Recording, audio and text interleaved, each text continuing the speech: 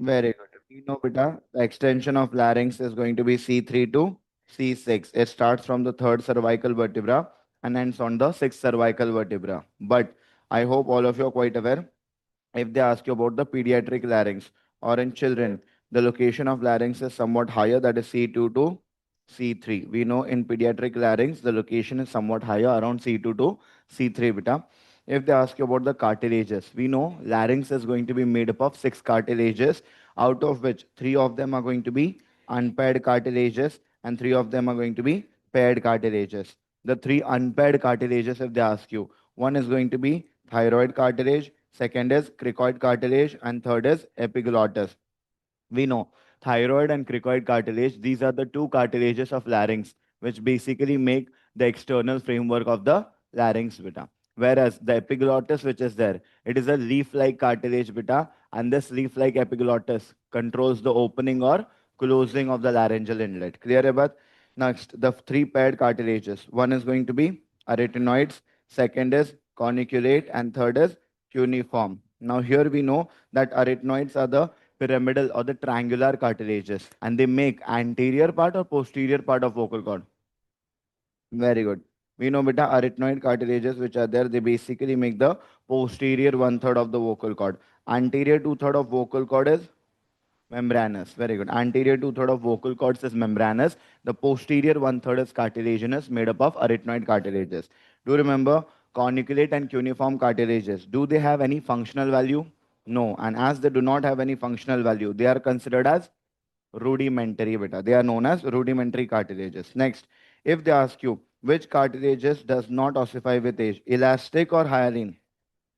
We know beta, the elastic cartilages do not ossify with age beta. Okay, and the best example for an elastic cartilage in the larynx is epiglottis. Yes, so please remember, elastic cartilages do not ossify with age, something like epiglottis. This was a PYQ. Okay, do remember that the corniculate and cuneiform cartilages, they are also elastic in nature. They also do not ossify with age beta, but the best answer is going to be epiglottis because the other two are rudimentary in nature. Clear about?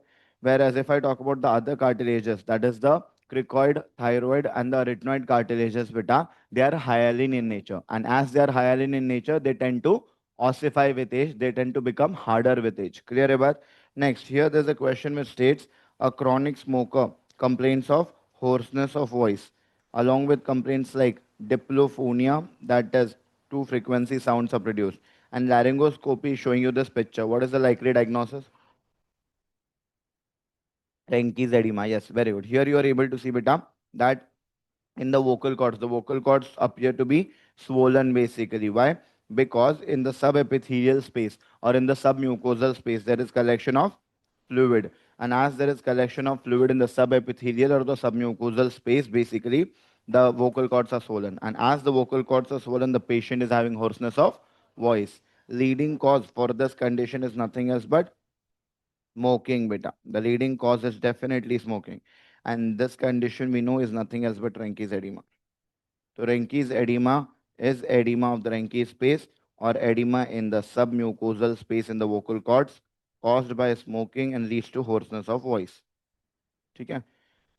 Important is if they ask you which is more common or more classical feature, whether it is dysphonia, that is hoarseness, or diplophonia. Answer will be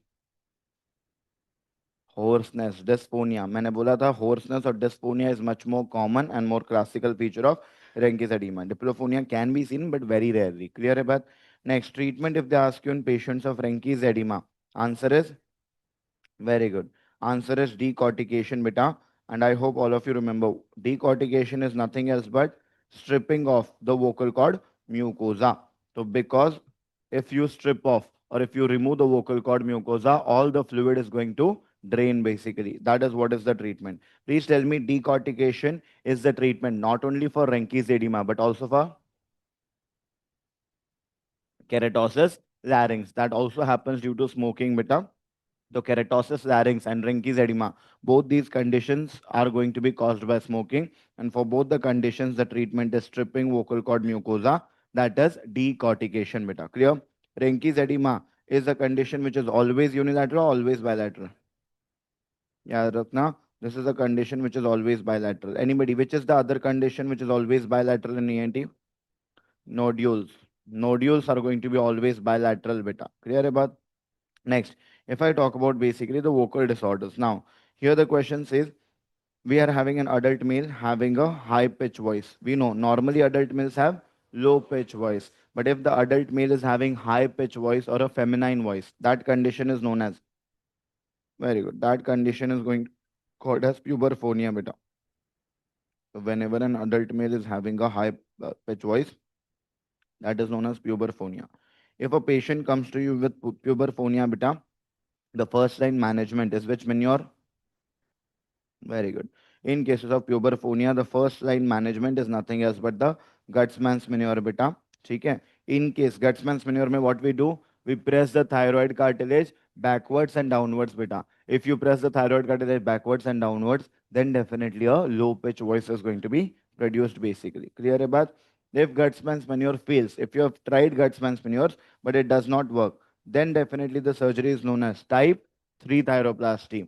Type 3 thyroplasty is shortening or lengthening? Very good. It is shortening and loosening of the vocal cords, beta. So we have to do shortening and loosening of the vocal cords. That is type 3 thyroplasty done for puberphonia. Next is a condition which says adult female having a low pitch voice. Normally, an adult female will have a high pitch voice, beta. But if an adult female is having a low pitch voice, that is a masculine voice, beta. That problem or that condition is known as, yes, that condition is basically known as androphonia, beta. Okay. And if there is androphonia, can you ask the female to pull the thyroid cartilage forward and speak? No. So there is no maneuver that is possible for androphonia. Androphonia may we directly have to go for surgery, and that is known as type 4 thyroplasty, beta. Here we tend to go directly for a type 4 thyroplasty, that is surgical lengthening and tightening of the vocal cord. Okay, so surgical lengthening and tightening of the vocal cords to be done. Okay. तो याद रखना, I have always told you to remember easily. If Papa is having Amma like voice, that is puberphonia. If Amma is speaking like Papa, that is what is androphonia. ठीक है? Puberphonia के लिए type 3 thyroplasty, androphonia के लिए type 4 thyroplasty. Very good.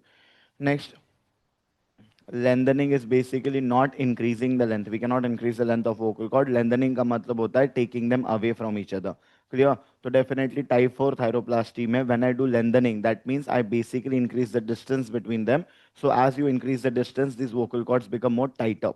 ठीक है? Same manner में type 3 thyroplasty में when I do surgical shortening and loosening. Shortening का literal meaning is not cutting them down. Shortening the literal meaning is just bringing them close to each other. So because as I bring them close to each other, they become looser. Clear? So that is what is important. Next, if I talk about this, a trumpet player presents to you, beta, with complaints of lateral neck swelling and voice changes are also seen, beta. X-ray and CT scan also they have given. What is the likely diagnosis? We know better. This is the Sarkari question. If they mention trumpet player, glass blower, weight lifter, okay, and all these patients, beta, we know the transglottic air pressure is going to be high. And as the transglottic air pressure is high, what tends to happen basically? We know beta, this is the false vocal cord, true vocal cord, ventricle and saccule. We know due to the, please remember, due to high pressure inside the larynx, the saccule undergoes abnormal dilatation. And this abnormally dilated saccule presents to us with a complaint of lateral neck swelling, beta. That is what is nothing else but a laryngocele, basically. Okay? So the diagnosis of the patient has to be laryngocele. It is a dilated saccule in simple terms. याद रखना, in cases of laryngocele, when the patient comes to you, obviously I can press the neck swelling, and that gives me a hissing or gurgling sound. Hissing sound, and that is known as Bryce sign. Yes. So please remember, in cases of laryngocele, which is there, beta, you get a hissing sound on pressing the swelling, and that is classically referred to as the Bryce sign. Okay?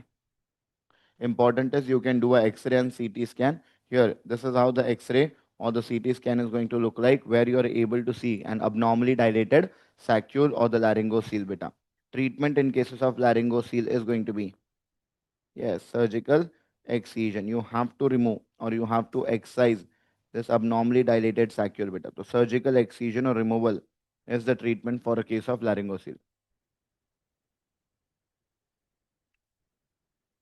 Clear?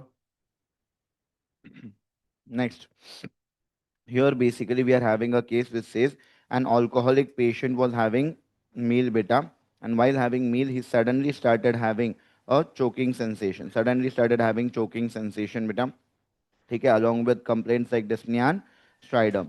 Please tell me if a person, that to an alcoholic, basically is having a meal and suddenly is having choking sensation, dyspnea, and stridor. What has happened?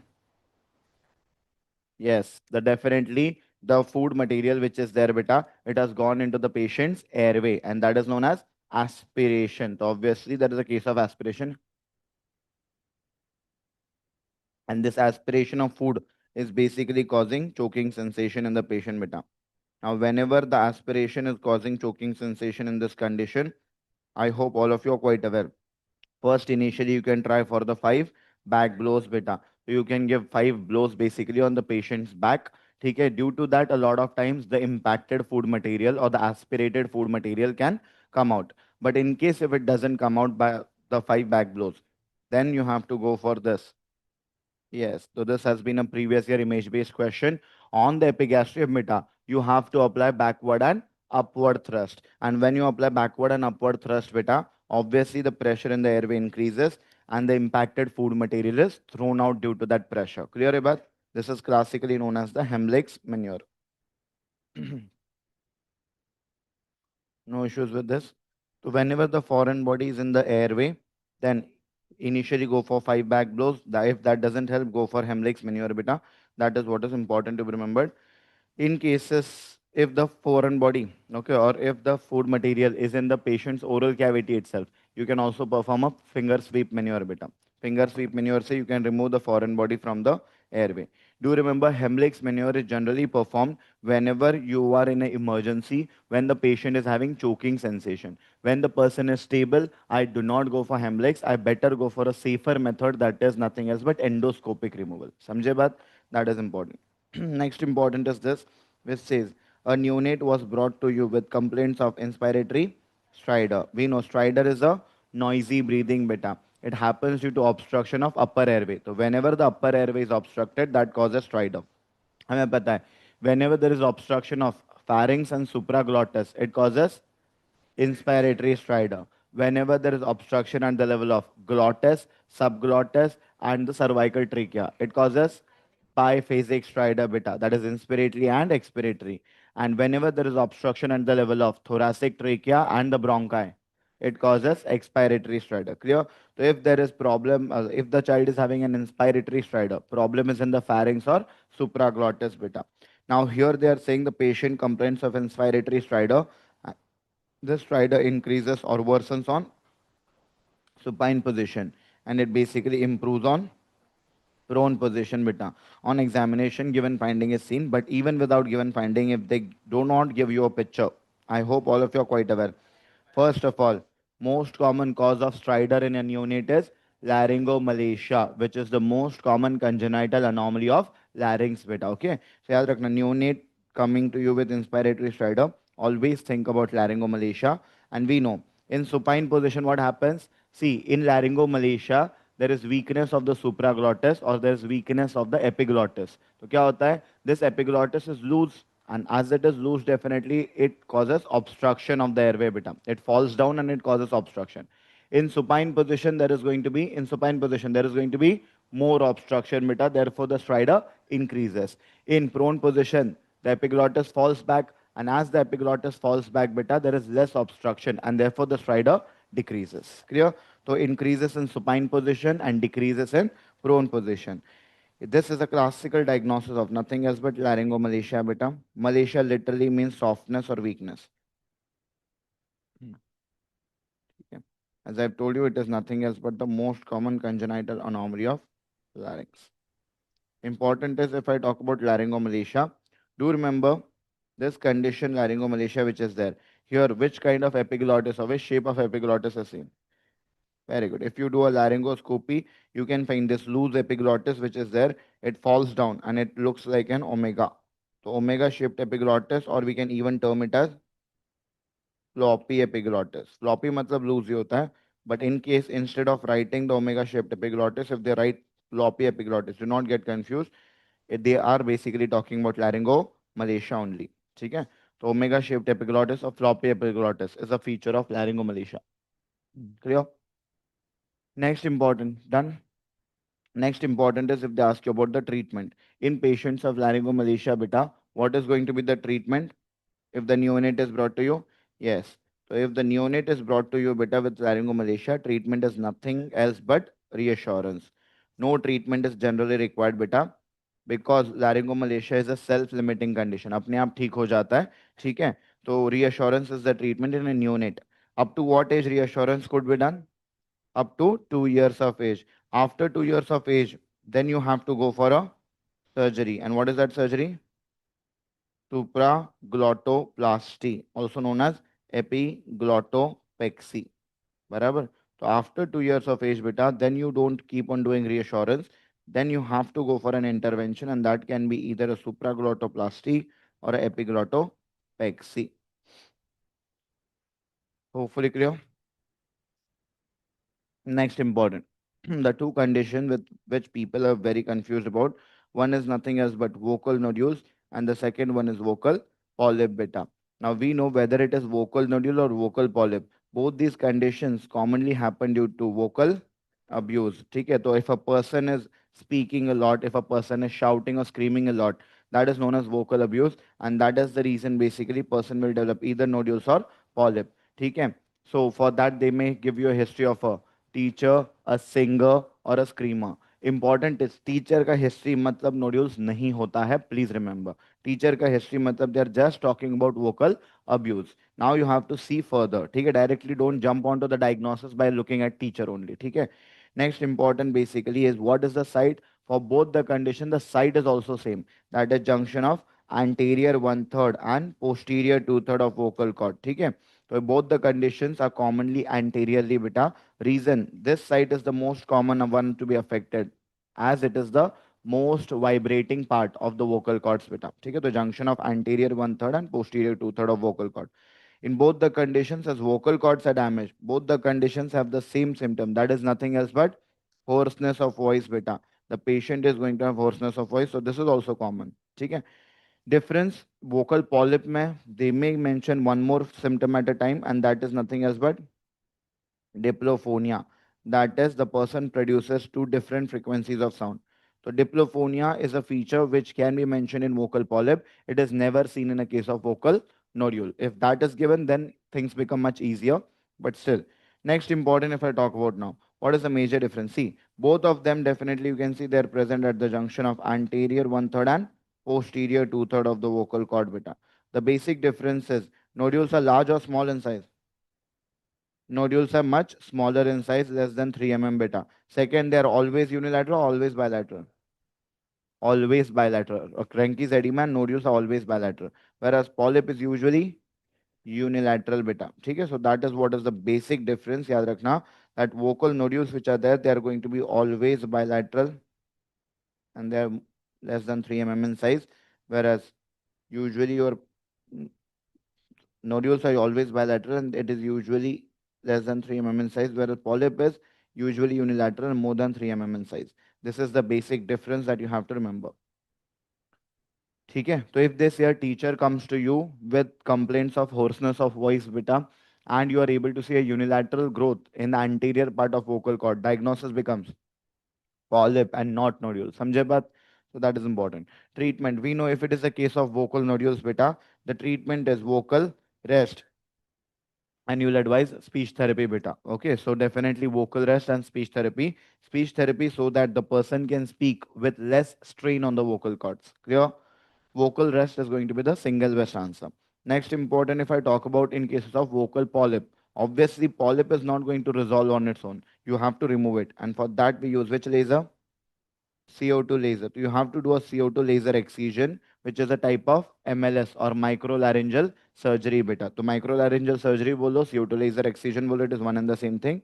And I'll also advise the patient vocal rest again. Okay? So that is what is important. Single best answers would be these. For vocal nodules, it is vocal rest. And for vocal polyp, it is CO2 laser excision beta. What is the wavelength of CO2 laser? Very good. The wavelength of CO2 laser or the carbon dioxide laser is 10,600 nanometers. Okay, 10,600. Only laser used in ENT. Clear?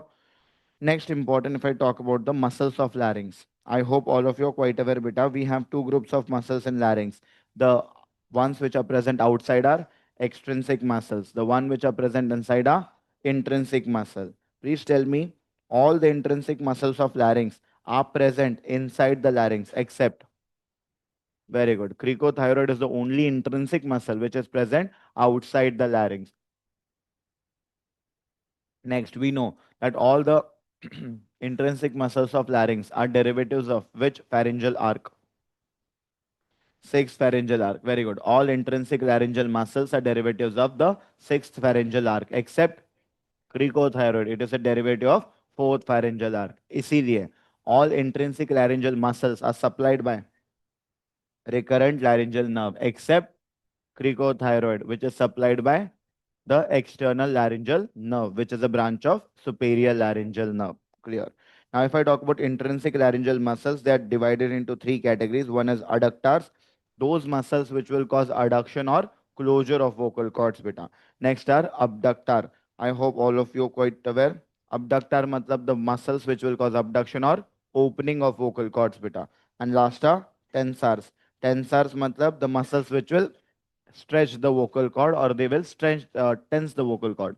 The muscles which will stretch or tense the vocal cord, they are responsible for better quality of voice. Clear about adductors? If I talk about, we have four adductors in the larynx. We know one is thyroarytenoid, second is interarytenoid, third is lateral cricoarytenoid, and fourth is cricothyroid beta.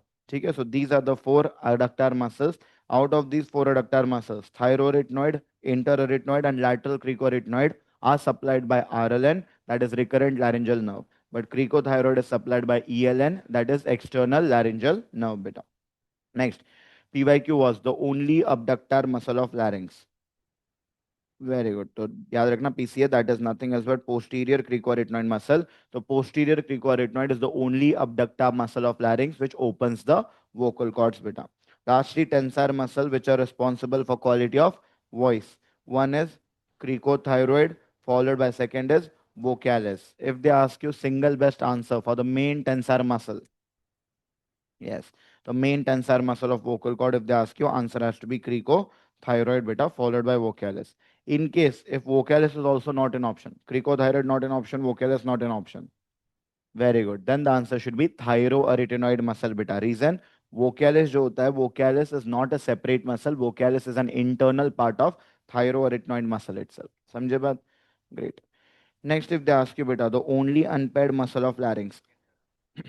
Very good. The only unpaired muscle of larynx is interarytenoid, also known as transverse arytenoid. बराबर? तो interarytenoid muscle or transverse arytenoid muscle is the only unpaired muscle because it is the only muscle present in the between the arytenoids. Yes, it is the only muscle present between the arytenoids and the center. Therefore, it is the only unpaired muscle of larynx. Next, if I talk about innervation, that is the nerve supply, we have discussed innervation or nerve supply. Motor innervation matlab nerve supply to the muscles. Sensory innervation matlab nerve supply to mucosa. Now, motor innervation mein all the intrinsic laryngeal muscles are innervated by RLN, that is recurrent laryngeal nerve, which is a derivative of sixth arc. Okay? Whereas, except the cricothyroid muscle beta. Cricothyroid, as it is a derivative of fourth arc, it is supplied by ELN, that is external laryngeal nerve, which is a derivative of fourth arc. Okay? Which is a branch of superior laryngeal nerve and derived from the fourth arc. Hopefully clear about. Next, if I talk about sensory nerve supply, we know sensory nerve supply mein glottis. Glottis is nothing else but your true vocal cords. Yes, so glottis are your true vocal cords, beta. So we know there are three divisions in the larynx: supraglottis, glottis, and subglottis. ठीक है? तो glottis जो होता है basically it is in the center. So glottis is going to be supplied by both the nerves beta. That is ILN, internal laryngeal nerve, plus ELN, that is sorry, ILN, that is internal laryngeal nerve, plus RLN, that is recurrent laryngeal nerve beta. The upper part is supplied by internal laryngeal nerve and the inferior part is supplied by the recurrent laryngeal nerve. Supraglottis is only supplied by ILN or the internal laryngeal nerve. This was a PYQ. Supraglottis is only supplied by ILN, that is internal laryngeal nerve beta, whereas subglottis is only supplied by RLN, that is recurrent laryngeal nerve. Subglottis only by RLN or the recurrent laryngeal nerve. How this question was framed was, basically they said that now the patient comes to you with complaints of recurrent aspirations beta, and there is loss of sensations above the true vocal cord. Which among the following nerve would have been injured? Answer would be internal laryngeal nerve. Reason, if internal laryngeal nerve is injured, there is no sensations in the supraglottis. And if there is no sensations in supraglottis, there will be recurrent aspiration, because no sensation with them, no cough, right? And therefore there will be recurrent aspirations beta. Just remember, if they ask you that which is going to be the most common nerve injured in cases of thyroid surgery, most common nerve injury in thyroid surgery beta, answer is nothing else but ELN, that is external laryngeal nerve. Okay. So most common nerve injured in thyroid surgery, answer is ELN, that is external laryngeal nerve, followed by RLN, that is recurrent laryngeal nerve. Hopefully clear about. So do remember, these are the points that you have to remember at any cost. This is the most common nerve injured in thyroid surgery. Thyroid surgery can cause unilateral nerve injury, can cause bilateral nerve injury beta. Do remember that. Okay. Important is, if they ask you, I'm telling you basically the symptom, you're going to tell me the nerve injury. If they say beta, patient is having recurrent aspiration, that means which nerve has been injured? So please remember, yes. If they say beta, patient is having recurrent aspirations, so I hope all of you are quite aware the patient's ILN or the internal laryngeal nerve is going to be injured beta. Second important, if I talk about poor quality of voice. Yes. So we know beta poor quality of voice, matlab the tensor muscles are paralyzed. That is cricothyroid muscle is paralyzed. And cricothyroid is supplied by ELN, that is external laryngeal nerve. Clear about? So recurrent aspirations happen due to internal laryngeal nerve palsy, and poor quality of voice happens due to external laryngeal nerve palsy. And if they say a person who is having recurrent aspirations plus poor quality of voice, then very good. If a person is having recurrent aspirations plus poor quality of voice, matlab both the branches are damaged, that means superior laryngeal nerve itself has been damaged. Samjhe baat? So that is what is important. No issues with this? Chalo. So these are the points, at least do remember them अच्छे से. Next important, if they ask you, another case is nothing else but cancer larynx beta. Now when I talk about cancer larynx, do remember the most common type of cancer larynx will be squamous, already know. Very good. The most common type of cancer larynx is squamous cell carcinoma. But we know the normal lining of the larynx is PYQ, pseudostratified ciliated columnar epithelium. This was actually a question for respiratory tract. We know larynx is a part of respiratory tract itself. So the whole respiratory tract is lined by the pseudostratified ciliated columnar epithelium. Larynx में columnar epithelium होता है, except yes, the true vocal cords known as glottis. They are lined by stratified squamous epithelium. Therefore, we know most common site for the cancer is true vocal cord. That's the reason most common type is going to be squamous cell carcinoma beta. Okay, most common site we have discussed, it is true vocal cords known as glottis.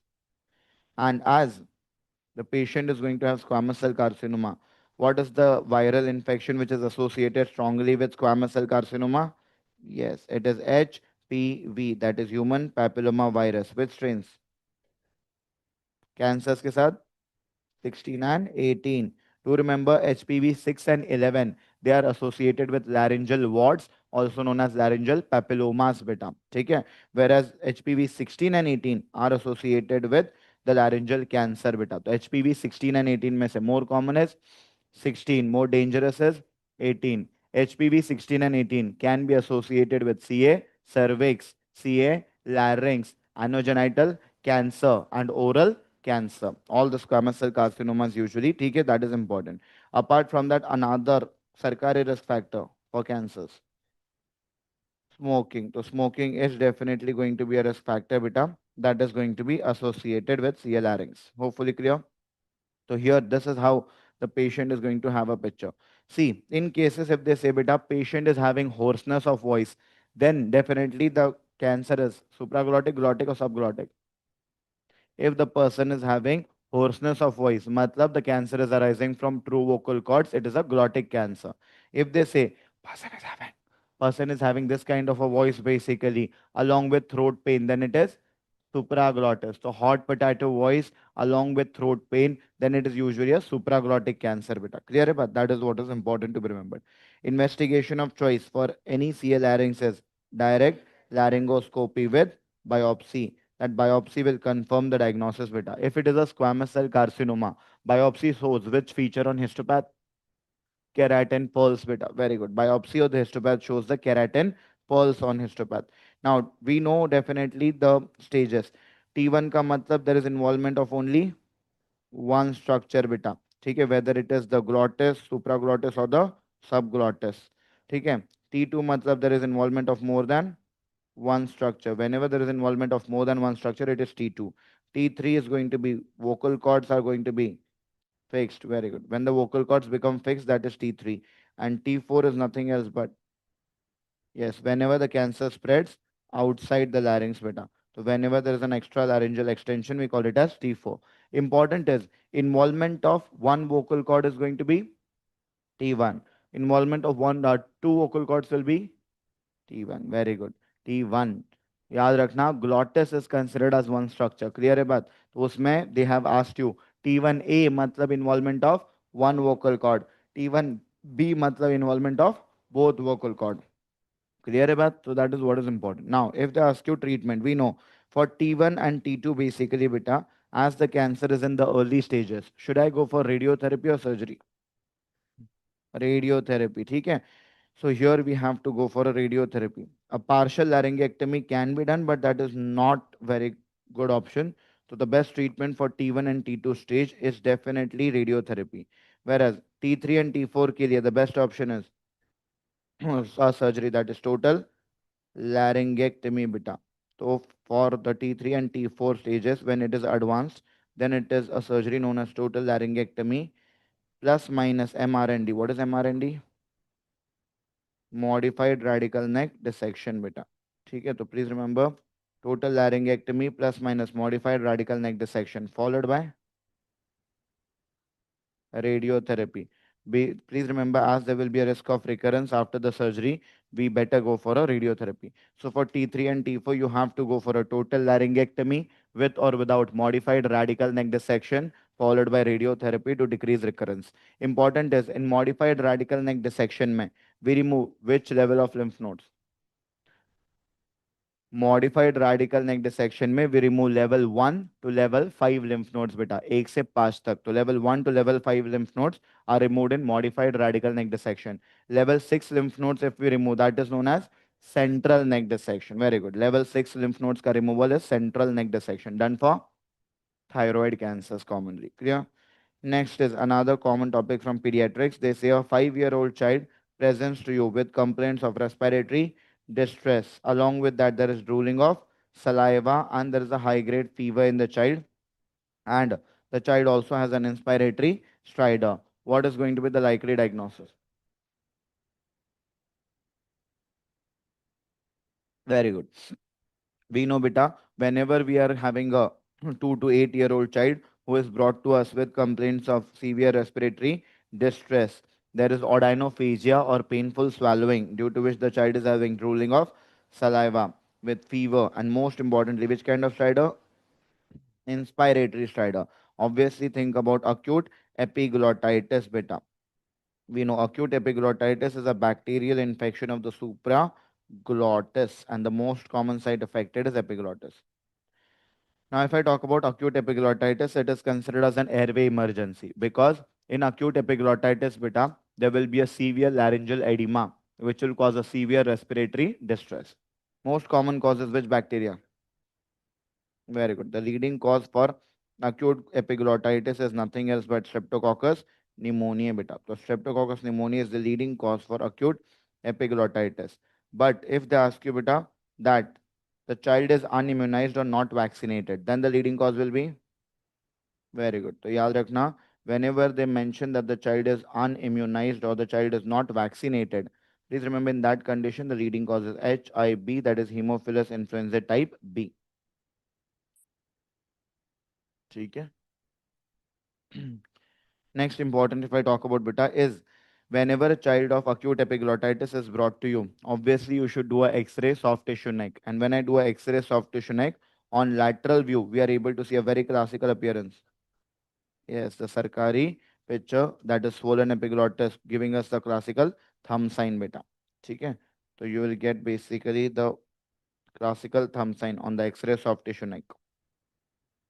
And if you are able to see the thumb sign on X-ray soft tissue neck, we know it is surely a case of acute epiglottitis.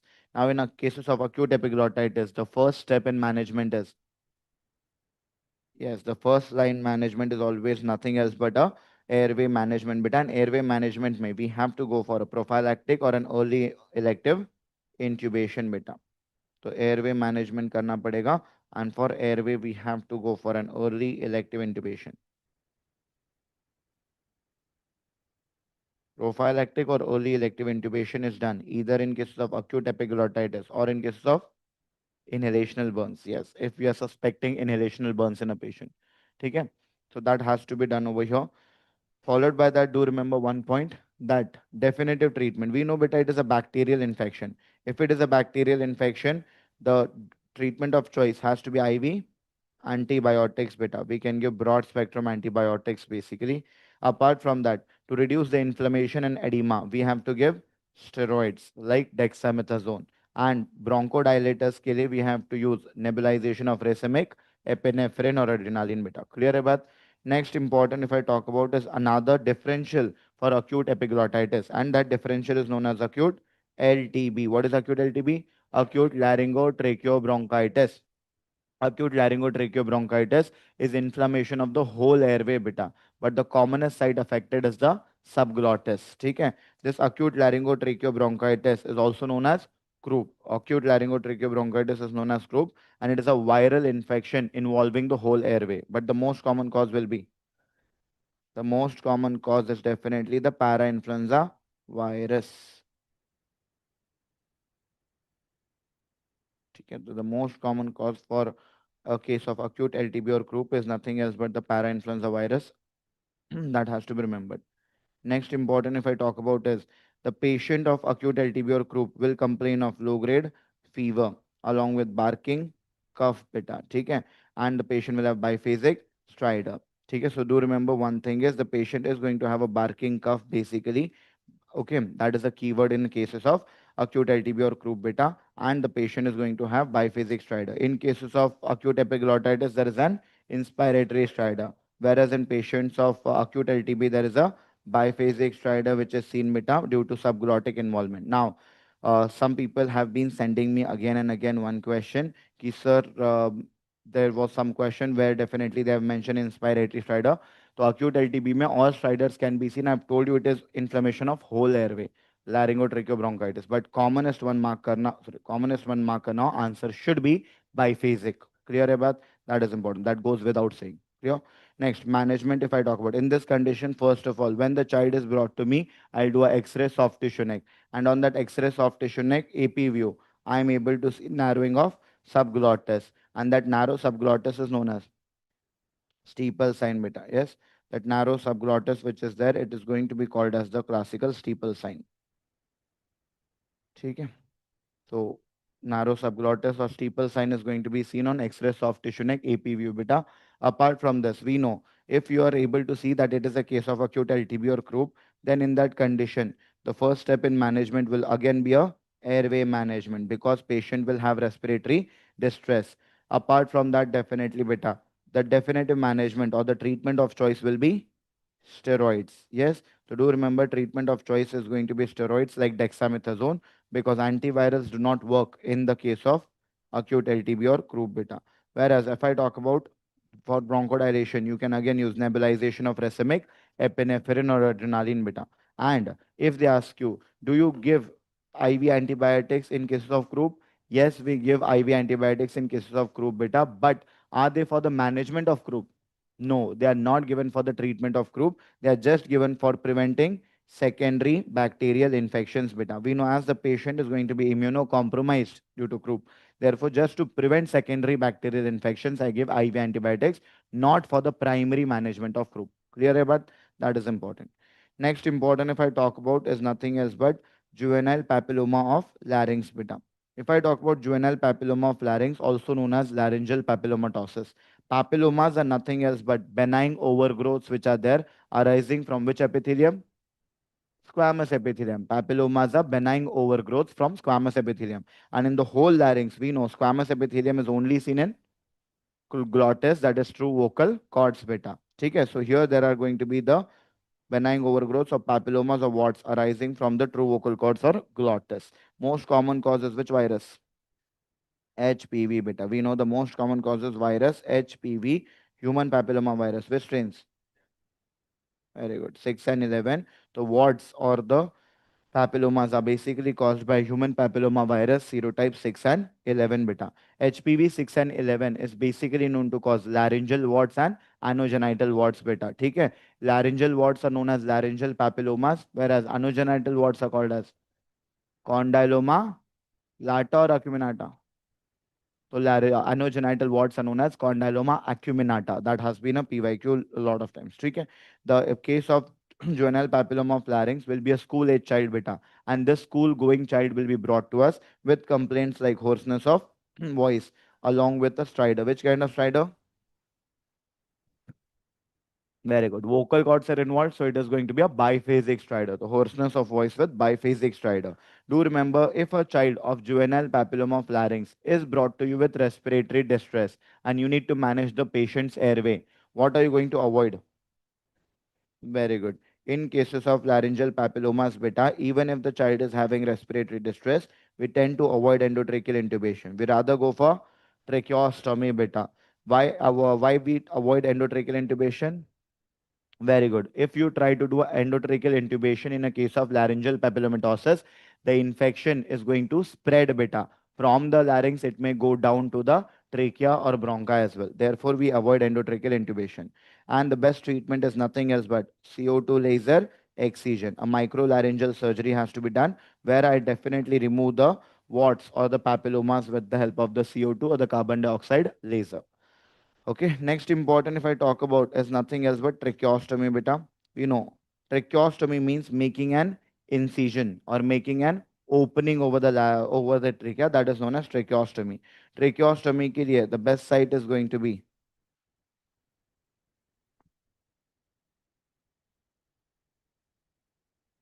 C2 C3 पे करोगे ना trachea यहाँ होता है तुम्हारा होता है यहाँ पे ट्रेकिया तो between the second and the third tracheal ring कितनी बार बताया जो नहीं करना है वही क्यों करते हो तुम लोग तो between the second and third tracheal ring they will intentionally give you options ठीक है so याद रखना between the second and the third tracheal rings basically you have to make an incision or you have to create an opening beta that has to be remembered clear है बात to remember this point this is the best site beta called as mid tracheostomy we know when I make an incision between first and second tracheal ring that is called as high tracheostomy. Between first and second ring is known as high tracheostomy.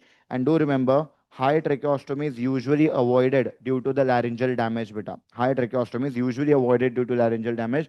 The only condition when we do high tracheostomy. Very good. So please remember beta, the only condition where we do a high tracheostomy can be a cancer larynx. High tracheostomy can be only done in CA larynx or the cancer larynx beta. That is what is important to be remembered. Yeah.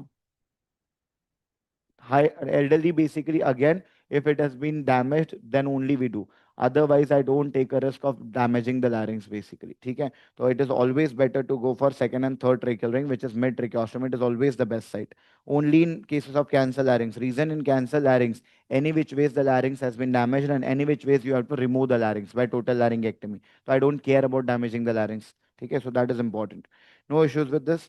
Next, important is tracheostomy is always an emergency procedure or it can be elective procedure. It can be elective procedure, beta. Like a person needs a prolonged mechanical ventilation. तो prolonged mechanical ventilation मतलब patient को बहुत लंबे समय तक ventilator पे रखना है. तो if a person needs a prolonged mechanical ventilation, you shift that patient from intubation to tracheostomy, beta. Clear है बात? That is what is important. Clear? Next important if I talk about whenever we do a tracheostomy, we have to insert the tubes beta. The tracheostomy tubes, previously we used to use metallic tubes, but nowadays they are avoided due to the risk of corrosion beta. As the metals get corroded, they are avoided nowadays. Therefore, we nowadays use the PVC tubes. PVC tubes can be cuffed or uncuffed. This one is a cuffed tracheostomy tube. Please tell me, beta, that cuffed tube which is there, it is generally used to prevent aspiration beta. Yes, this cuffed tracheostomy tube which is there, it is generally used to prevent aspiration beta. So cuff tube is generally used to prevent aspiration. It can be used in all those people beta who are having high risk of aspiration. Examples: the people who are in comatose state, the people who are unconscious, the people who are admitted in ICU, the people who are having severe head injury. These are the cases where there is a high risk of aspiration. Always use cuff tubes in these patients. No issues with this. Next important is beta in cases of tracheostomy. Do remember what are the indications. They will give you the picture of tracheostomy tube and they will ask you all of these are the indications of the below given instrument except. So please remember it can be used for prolonged mechanical ventilation beta.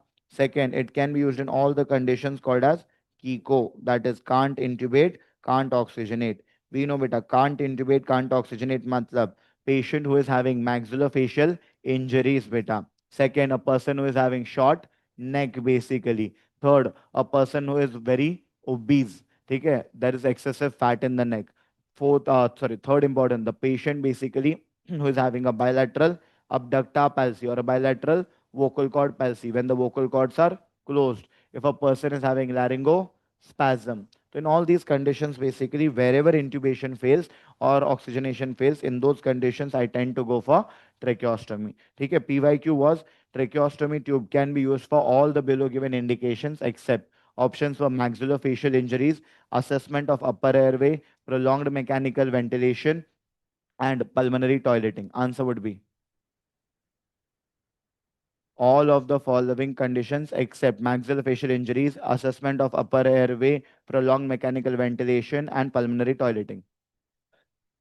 Assessment of upper airway assessment is examination तुम ट्रेक्योस्टोमी examination करने के लिए करोगे क्या नहीं ना हाँ तो obviously it is not done for assessment of upper airway pulmonary toileting is cleaning of the airways that can be done via the tracheostomy opening I can insert a suction catheter and can do the cleaning of airways समझे बात so that is important to be remembered. What is the most dangerous complication of tracheostomy? Dangerous blockage. Yes, most dangerous complication of tracheostomy will be blockage of the tube beta. Therefore, after every 2 hours, you have to do suctioning of the tube. If you keep on suctioning the tube, secretions are not going to block the tube basically. Clear about? And if the patient is having another complication called as tracheomalacia, what is going to be your advice? Which kind of cuff should be used? Uncuffed tube में, but problem is if he wants a cuff tube for preventing aspiration, so then definitely use definitely beta. That is very like exhausting. Now the better is use a high volume, low pressure cuff. Okay, so do remember beta, use a high volume, low pressure cuff. If it is high volume, it will block the airway completely. But if it is low pressure, it will not exert too much pressure and it will not cause any tracheomalacia in the patient. समझे बात? So for prevention of tracheomalacia, always use a high volume and a low pressure cuff. That has to be remembered. No issues with this. Another question has been from tracheostomy, and that is subcutaneous emphysema. The leading cause for subcutaneous emphysema answer will be very good.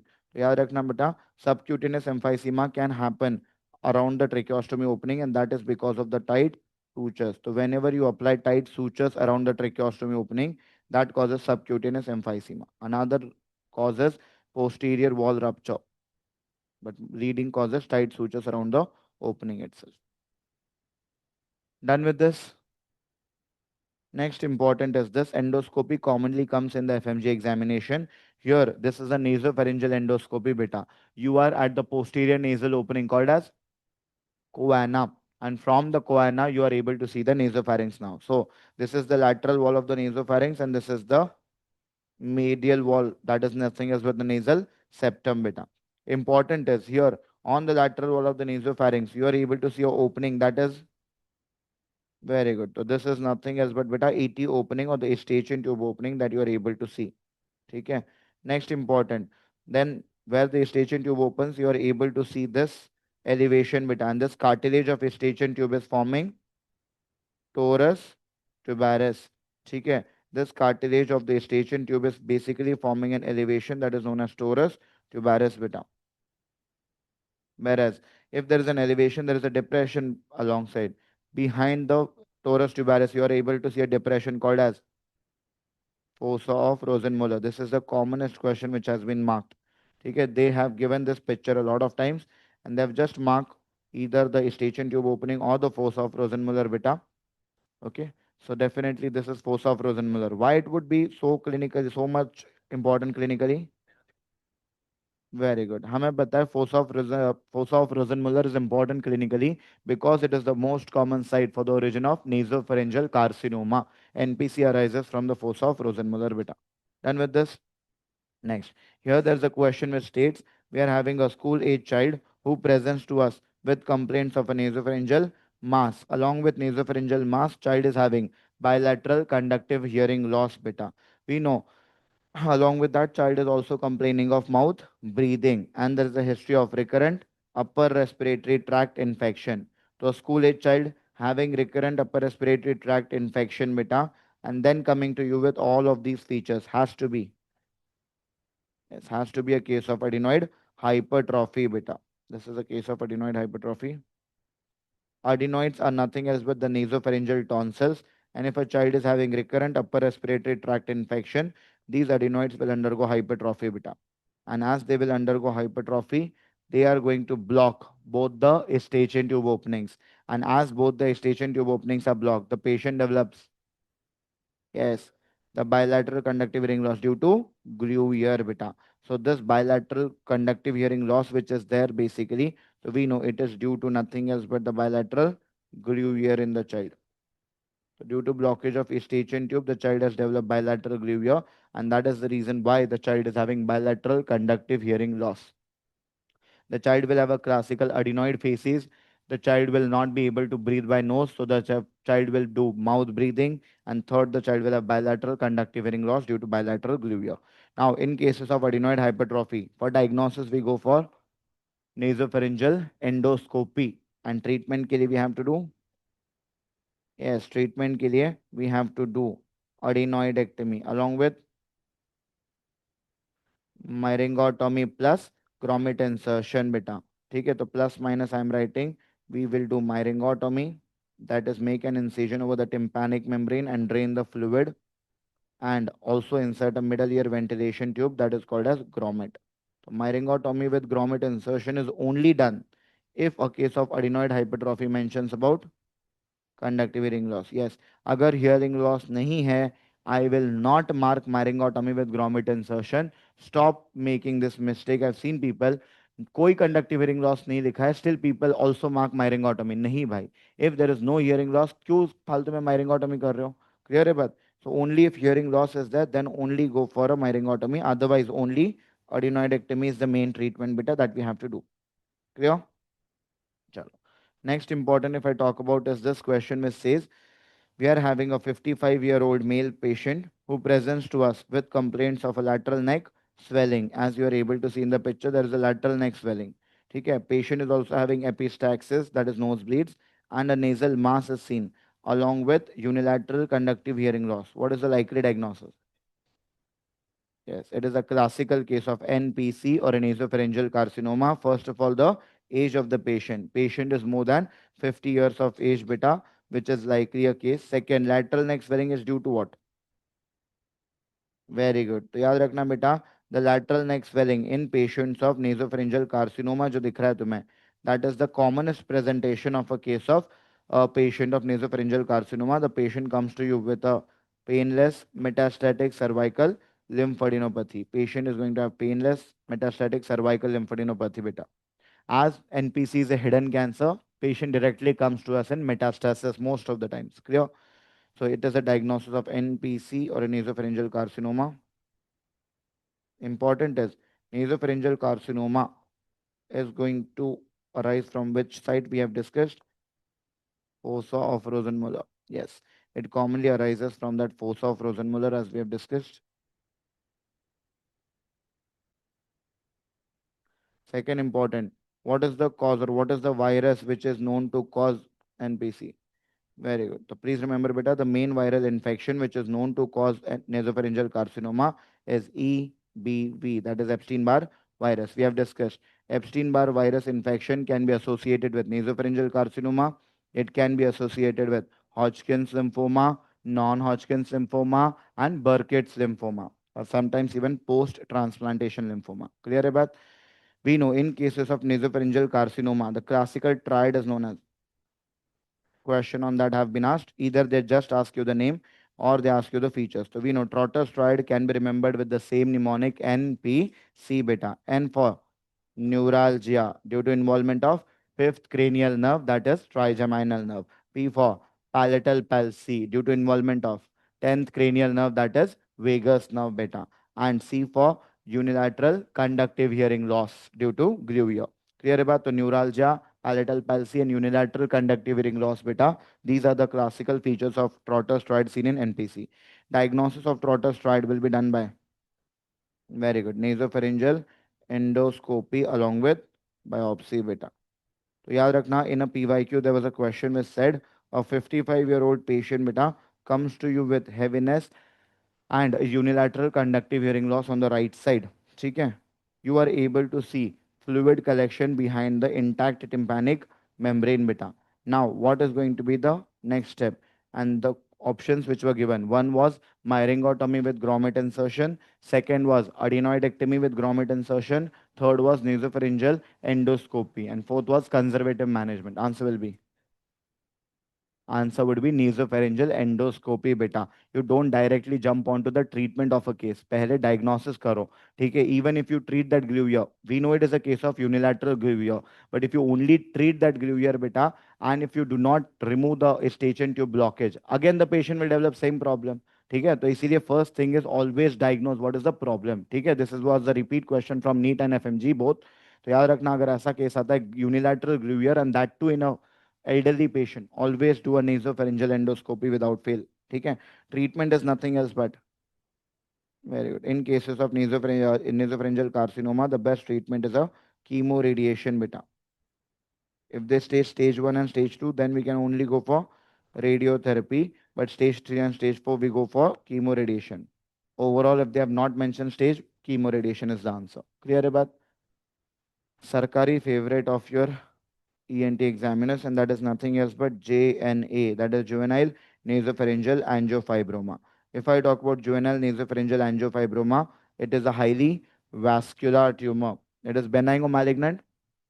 Benign in nature, and most common site is, yes, very good. The most common site for a juvenile nasopharyngeal angiofibroma is the spinopalatine foramen from where it arises. We know, beta, that juvenile matlab it is going to be seen in the adolescent or the teenage patients beta, especially boys. ठीक है? Classification that we use for the diagnosis, very good. So we know beta the classification that we use is known as fish classification, or the staging that we use is known as Radkowski staging beta. Yes. So either you can call it as the fish classification or the other one is Radkowski staging. They have asked you the name. ठीक है? So please remember, fish classification or Radkowski staging is generally used for the juvenile nasopharyngeal angiofibroma. As I told you, here there will be a 12 to 14-year-old boy who will be brought to you with two main complaints. One is nasal mass and second is recurrent epistaxis beta. And the patient is having a classical frog face deformity. Do remember this, okay? Frog face deformity mein the child will have proptosis along with broadening of nose beta. These are the features of frog face deformity. Okay? So think about nasopharyngeal angiofibroma. Investigation of choice. Will you go for biopsy? No, the investigation of choice is CT scan beta.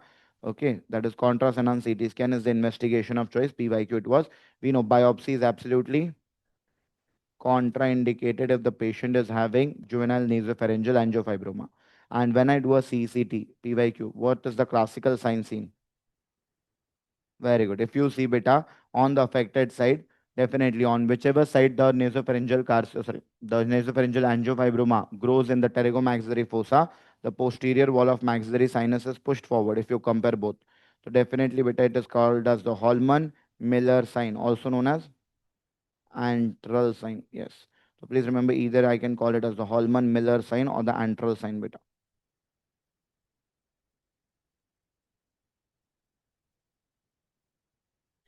Okay, this has been asked. The name of sign was asked just by showing the CCT. Next important treatment in cases of juvenile nasopharyngeal angiofibroma. Yes, treatment is going to be surgical excision. And to prevent the, to minimize the bleeding during surgery, we have to do a pre-op embolization. Yes, pre-operative embolization kar lena so that the bleeding does not happen too much. ठीक है? So pre-op embolization is going to be done beta before going on to the surgical excision. No issues with this.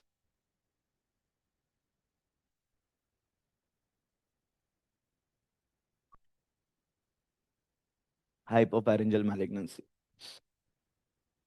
Next important, if I talk about now, shall I? Is whitish membrane over the tonsil beta. If I talk about whitish membrane over tonsils, there are multiple causes for it. But the most common cause for whitish membrane over the tonsil is going to be the leading cause for acute membrane, whitish membrane over the tonsil will be acute membranous tonsillitis. The leading cause for whitish membrane over tonsil is acute membranous tonsillitis. And what is the leading cause for acute membranous tonsillitis or for tonsillitis overall? Streptococcus pyogenes. Very good. The most common cause for acute membranous tonsillitis is also the same, that is Streptococcus pyogenes, which is the leading cause of tonsillitis or pharyngitis. And this Streptococcus pyogenes later on can lead to various complications, beta, like the patient may develop hematuria, that is either IgA nephropathy or PSGN. The patient may develop arthritis, that is acute rheumatic fever, and the patient may develop carditis and valvular regions, that is rheumatic heart disease. All of these are due to the same organism, Streptococcus pyogenes or group A beta hemolytic streptococci beta. समझे बात? Important is the another condition which is there. Here they say a child presents to you beta with complaints of fever along with diffuse neck swelling and a whitish pseudomembrane is present. Grayish white pseudomembrane is present over the tonsils, which may extend up to the palate basically beta, and it bleeds on removal. When you scrape out that membrane, that bleeds on removal. So from the tonsils you can see the whitish membrane extending up to the palate, and it bleeds on removal along with fever and diffuse neck swelling. Diagnosis. Yes, the diagnosis is diphtheria beta. So the diagnosis of the patient is diphtheria infection caused by a bacteria known as Corynebacterium diphtheriae. Okay, caused by a bacteria known as Corynebacterium.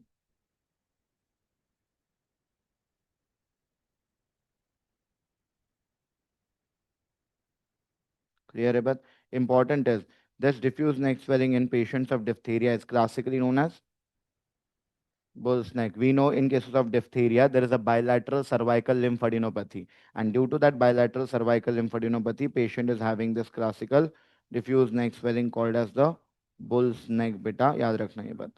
Bull's neck बोलेंगे तो think about diphtheria. Important is Albert stain. If I scrape out the membrane and if I do a staining basically, that is going to be classically showing me which pattern? Very good. That classically shows us the Chinese letter pattern, also known as cuneiform arrangement beta. So whenever you are able to see the Chinese letter pattern or the cuneiform arrangement, always think about nothing else but diphtheria as the diagnosis. Done with this? Okay. Next important drug of choice for diphtheria if they ask you. Answer, we can use erythromycin beta. So the drug which is used in the treatment of diphtheria, answer can be erythromycin. Clear यहाँ तक? Next, what is the best culture media for diphtheria? Loeffler serum slope, and even better than that, potassium tellurite agar. Very good. Potassium tellurite agar is the best culture media, followed by Loeffler serum slope beta. Shabash. And Albert Stein shows the Chinese letter pattern. Next, important if I talk about, here they say a patient is a known case of bronchial asthma, and the patient is currently taking treatment. Presents to you with complaints of whitish patch all over the oral mucosa, the buccal mucosa, and it bleeds on removal. Diagnosis. Very good. तो याद रखना, even the candida membrane में bleed on removal बेटा। ठीक है, here the history is important. Bronchial asthma का patient is on treatment. Asthma के patient की treatment is inhaled corticosteroids, and after prescribing inhaled corticosteroids to any patient, you will advise the patient to rinse or wash the mouth after taking the inhaler. Otherwise, the patient will develop fungal infections like oral candidiasis beta, and they will present to you with a whitish patch or the curdy patch, and it is present all over the oral cavity, not at one side beta. Clear, Ribat? So the diagnosis is classically a case of oral candidiasis, or also known as oral thrush. You know, oral candidiasis or oral thrush is basically caused by Candida albicans. It is caused by Candida albicans beta. And when I do a microscopic examination, on that microscopic examination, we are able to see the classical pseudo hyphae beta. We are able to see classical pseudo hyphae. Apart from that, we can see the germ tube formation, known as which phenomena? Raynaud's broad phenomena beta. The germ tube formation can be seen, that is the Raynaud's broad phenomena. Important is the culture media for Candida will be SDA, the universal fungal culture media known as SDA, Sabarod's dextrose agar is going to be the culture media for Candida also beta. And what is this culture media for species identification? Chrome agar. That was a PYQ in FMG. याद रखना, chrome agar is used to identify which species of Candida is causing the infection. समझे बात यहाँ तक? चलो. So that is important. Now, drug of choice in cases of oral candidiasis. We can go clotrimazole. Clotrimazole is a antibiotic. Clear? So clotrimazole has to be the drug. If clotri is not an option, then you can mark it as fluconazole beta. So clotrimazole, or you can mark it as fluconazole. समझे बात? Next important, if I talk about now, here they say an adult comes to the OPD beta, and that patient is actually having complaints of fever along with trismus, lockjaw beta. There is difficulty in opening the mouth. That is trismus. So there is fever, there is trismus, there is hot potato voice or muffled voice. And the patient is having odynophagia, that is painful swallowing. What is the likely diagnosis? So first of all, adult patient coming to you with fever, trismus, hot potato voice, and odynophagia beta. These are all classical symptoms of quinsy. And obviously, if they give examination findings, then things will become much easy. The tonsils are pushed medially and uvula is pushed towards opposite side. So whenever tonsils are pushed medially and uvula towards opposite side, we can think about quinsy, because behind the tonsils or in the peritonsillar space there is collection of pus. Clear about? So this is nothing else but a case of quinsy, also known as peritonsillar abscess beta. It is basically a case of quinsy, also known as peritonsillar abscess. Please remember to differentiate quinsy from that of parapharyngeal abscess. The main feature is, yes, neck external, neck swelling. If neck swelling is present, then it is parapharyngeal abscess. If neck swelling is absent, then think about quinsy beta. Treatment in patients of quinsy is nothing else but incision and drainage beta. Oral or per oral or external. We can go for a per oral IND, that is per oral incision and drainage, along with antibiotics. So per oral incision and drainage with antibiotics. And if it is a recurrent case beta, you better call the patient after 6 weeks for a interval tonsillectomy beta. After 6 weeks, you have to call the patient basically for a case of interval tonsillectomy, because the infection in peritonsillar space spreads from the tonsils itself. So go for an interval tonsillectomy after a duration of 6 weeks. Clear? Next, they say, beta, a child presents to you with complaints of fever, along with trismus, along with odynophagia, and a neck swelling, beta. So, fever, trismus, odynophagia, and neck swelling is going to be seen. If they ask you, in this condition, what is going to be the diagnosis? Very good. As soon as they have mentioned a child, and that too with a neck swelling, we know that there's a diagnosis of parapharyngeal abscess when there is collection of pus in the parapharyngeal space, beta. And if I talk about parapharyngeal abscess, so here, this is how the child will come to you with the external neck swelling.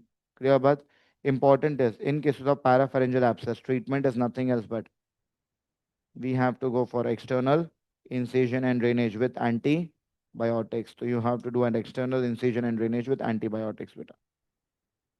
Clear?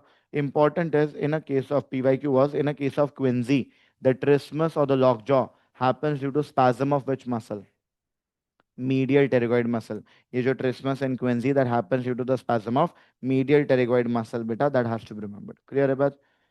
Next important, if I talk about the pre-malignant lesions of the oral cavity. When I talk about pre-malignant lesions of oral cavity, basically, so the risk factor for all the pre-malignant lesions which may develop into malignancy or oral cancer later. One is going to be tobacco beta. Okay, when I say tobacco, everything, gutkha, mawa, tobacco, pan, everything comes under it. Okay, so tobacco. Second important is smoking, basically beta. Next is betel nut or areca nut. So betel leaf, betel nut, areca nut, smoking, tobacco, these are all the risk factors basically for pre-malignant oral cavity lesions or for oral cancer. Most common, it is going to be squamous or already no. Sorry, most common lesion, pre-malignant lesion is going to be. So please remember, most common is leukoplakia. Most common pre-malignant lesion of oral cavity, if they ask you, beta, it is nothing else but leukoplakia. Leuko matlab white. Plakia matlab patch. So do remember, beta, if there is a white patch in oral cavity, that is leukoplakia, and that is considered as the most common pre-malignant lesion, beta, and it has almost 3 to 5 times higher risk of malignancy. Next, the most dangerous is going to be erythroplakia. Erythro matlab red. Okay, so please remember whenever there is a red patch inside the oral cavity, we call it as erythroplakia, and it is the most dangerous pre-malignant lesion. It has almost 6 to 9 times higher risk of malignancy beta. No issues with this. Important. The other two pre-malignant lesion. One is going to be oral submucous fibrosis. It happens due to hypersensitivity to betel nut beta. If the person is allergic to betel nut, patient will initially develop ulcers and later on scars or fibrosis inside the oral cavity. That is oral submucous fibrosis. And last is chronic hyperplastic candidiasis. Yaad rakhna, oral candidiasis or oral thrush, it is not a pre-malignant lesion. Only a special type known as chronic hyperplastic candidiasis can be pre-malignant. Okay? All cases of candidiasis are not pre-malignant. Treatment in this condition. First of all, you will ask the patient to avoid risk factors beta, to quit smoking, to quit tobacco, betel nut, everything. ठीक है, to avoid risk factors and then definitely go for a surgical excision beta. Ask them to go for a surgical excision. In oral submucous fibrosis, we can give an intralesional injection of triamcinolone as well. Very good. Intralesional triamcinolone was used for which scar?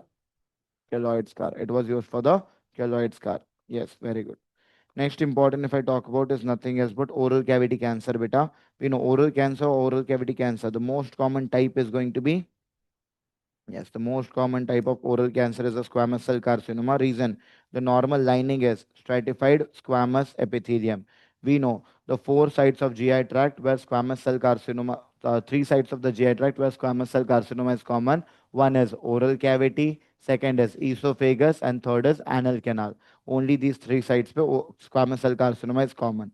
Most common site worldwide is going to be, very good. The most common site for oral cavity cancer worldwide is the lateral border of tongue beta. You are able to see an ulceroproliferative region on the lateral border of tongue.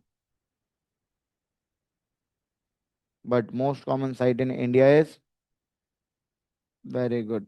ठीक है, तो definitely beta, the most common site in India is the gingivo-buccal mucosa beta. ठीक है, that is the space between the gum and the buccal mucosa. That is the gingivo-buccal sulcus. ठीक है, so the gingivo-buccal sulcus which is there, it is the most common site in India. Choose करना पड़े तो buccal mucosa will be a single best answer, but otherwise gingivo-buccal sulcus has to be the best one. Clear है बात? चलो, next important, if they ask you investigation of choice for any cancer, we know for all cancers investigation of choice is a biopsy unless and until it is not vascular or there is no risk of spread while taking the biopsy. ठीक है, and again biopsy will show as it is a squamous cell carcinoma, biopsy or histopath shows the classical skeleton false beta. ठीक है, important is if they ask you in cases of oral cavity cancer, please tell me what is going to be the treatment. Very good. A oromandibular dissection called as the commandos operation beta. You have to go for a commandos operation, and that commandos operation is nothing else but a oromandibular dissection. In this oromandibular dissection, we do a wide local excision of the cancer. Along with that, if required, we do a lymph node dissection.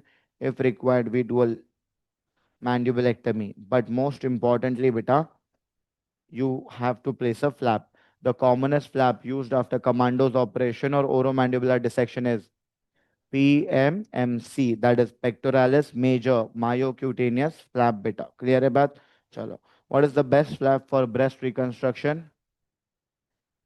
DIEP. Yeah. The best flap for breast reconstruction is the DIEP flap. DIEP is deep inferior epigastric artery perforator flap. Just remember DIEP is the best flap for breast reconstruction. And most common flap for breast reconstruction is the tram flap beta. The best, most common flap used in breast reconstruction is the tram flap, transverse rectus abdominis myocutaneous flap. Tram is the most common used. Okay? It causes abdominal wall hernia. Tram flap mein there is a risk of abdominal wall hernia basically. Do remember. Which flap is used for pilonidal sinus? Rhomboid or the Limburg flap beta. Pilonidal sinus के लिए in surgery we tend to use the rhomboid flap or the Limburg flap. Clear? At least remember these. Next important if I talk about is nose. Now we know beta this was a question how much part is bony and cartilaginous. Upper one third is bony. So if you feel the upper one third of the nose beta it is going to be bony in nature. Whereas the lower two third is cartilaginous. The upper one third part is bony and the lower two third part is cartilaginous in nature. No issues with this. Next important if they ask you beta, we know that the narrowest portion of the nasal cavity is known as nasal valve. The narrowest portion of nasal cavity is this side from inside called as nasal valve beta. If I want to check the patency of the nasal valve, that is tested by very good. So whenever you have to test the patency of the nasal valve beta, you definitely try to perform the Cottle's test or the Cottle's manure. Okay, this was a PYQ image based. So the one that is shown over here is the Cottle's test or Cottle's manure, done to check whether the nasal valve is open or closed.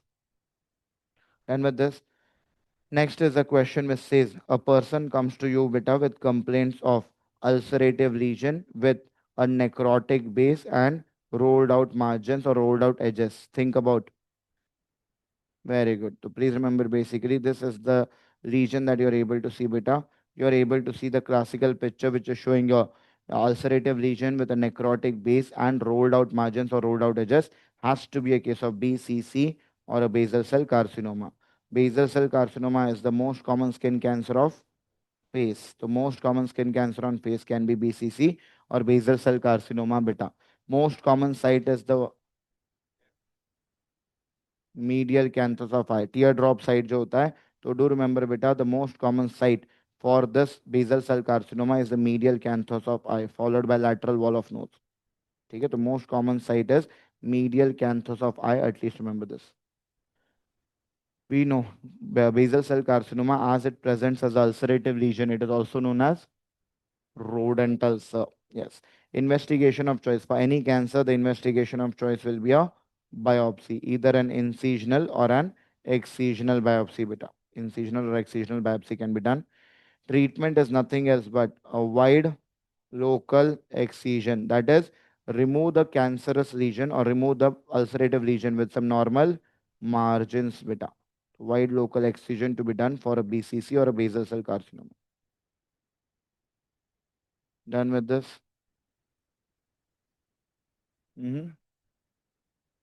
Fresh frozen margins, basically we take a frozen section whenever you are doing whenever you are removing a cancer basically or whenever you are removing any tissue at immediately basically under a frozen section in the like during the surgery itself we see the margins basically. If we are able to get normal margins then we don't proceed with the surgery, but if you are not able to get normal margins matlab, even if the malignant cells are seen still, then definitely we go for a excision further and we go for more excision of the tissue. That is basically frozen section.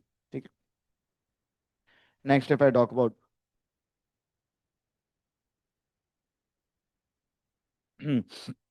this one which says, beta, boxer presents to you with complaints of pain and swelling over the external nose, beta. Patient is having pain and swelling over the external nose, and the person gives history of blow.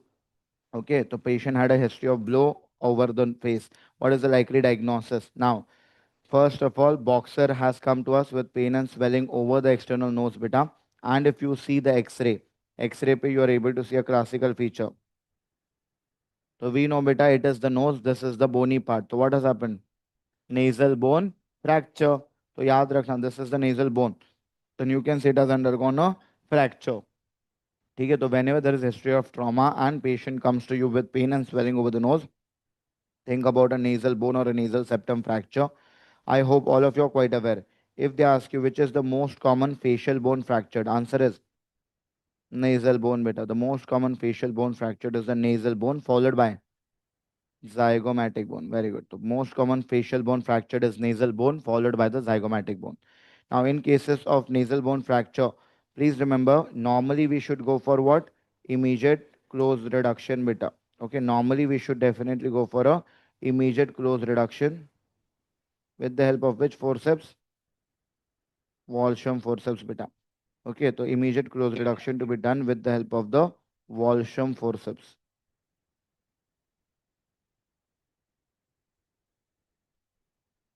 ठीक है, तो immediate close reduction with Walsham forceps to be done. But in case if edema is present, in case if there is some swelling or if there is edema, then can I go for immediate reduction? No. तो अगर edema है बेटा, in those conditions we cannot go for immediate close reduction. Then we have to wait for a span of 7 days and let the edema subside, let the swelling subside properly. And once the swelling has reduced, then we go for a close reduction bit.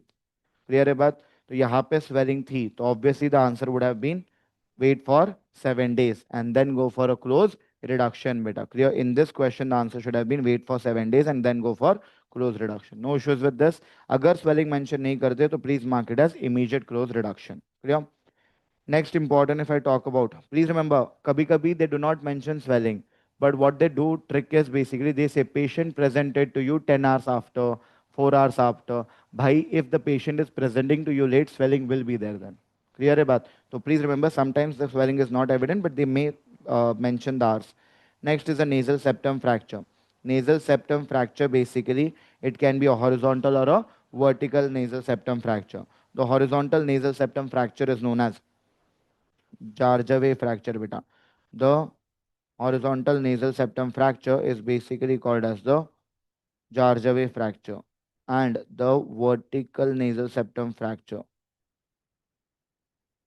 The vertical nasal septum fracture is known as Chevalier fracture, beta. The vertical nasal septum fracture is classically known as the Chevalier fracture. Okay? The horizontal one is Jarjaway and the vertical one is Chevalier fracture. Important is here in this condition also we have to go for a close reduction only. But this time the close reduction that we do, it has to be done with Walsham forceps or what? No, this time we use Ash forceps. Yes. So please remember this time we have to do a close reduction with the Ash forceps. So for nasal bone fracture, use the Walsham forceps. For nasal septum fracture, use the Ash forceps.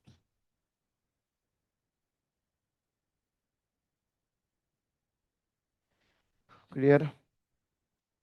Next important case, if I talk about beta, is Ompuri. What is this condition?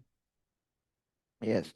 So here you are able to see definitely beta. This condition is known as rhinophyma. Rhinophyma is also known as potato nose. The literal meaning of rhinophyma is potato nose, and it happens due to hypertrophy of which glands?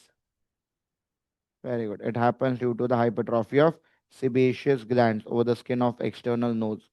Whenever the sebaceous glands on the skin of external nose undergoes hypertrophy, that causes this rhinophyma. Please tell me, rhinophyma or potato nose is a subtype of which derma condition? Yes. So it is an example of acne rosacea or rosacea. Acne rosacea you call it as, but it is a misnomer basically. It is not an acne exactly. ठीक है, तो rosacea बोलो acne rosacea बोलो एक ही चीज है वो. ठीक है. No issues with this. So it is a subtype of nothing else but rosacea or acne rosacea beta, the phymatous type. Clear? तो अगर rhinophyma या potato nose option में नहीं होगा, then please mark rosacea as the answer for this condition. Clear है बात? Next important treatment if they ask you. Here we have to do laser excision. So all the skin which is affected, you have to excise it with the help of laser excision. And then we have to do Skin grafting. Yes. रखना बेटा, do a laser excision followed by a skin grafting.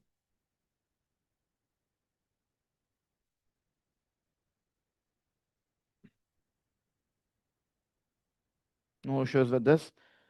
Next important, if they ask you now, is a question which states we are having a neonate who was born preterm.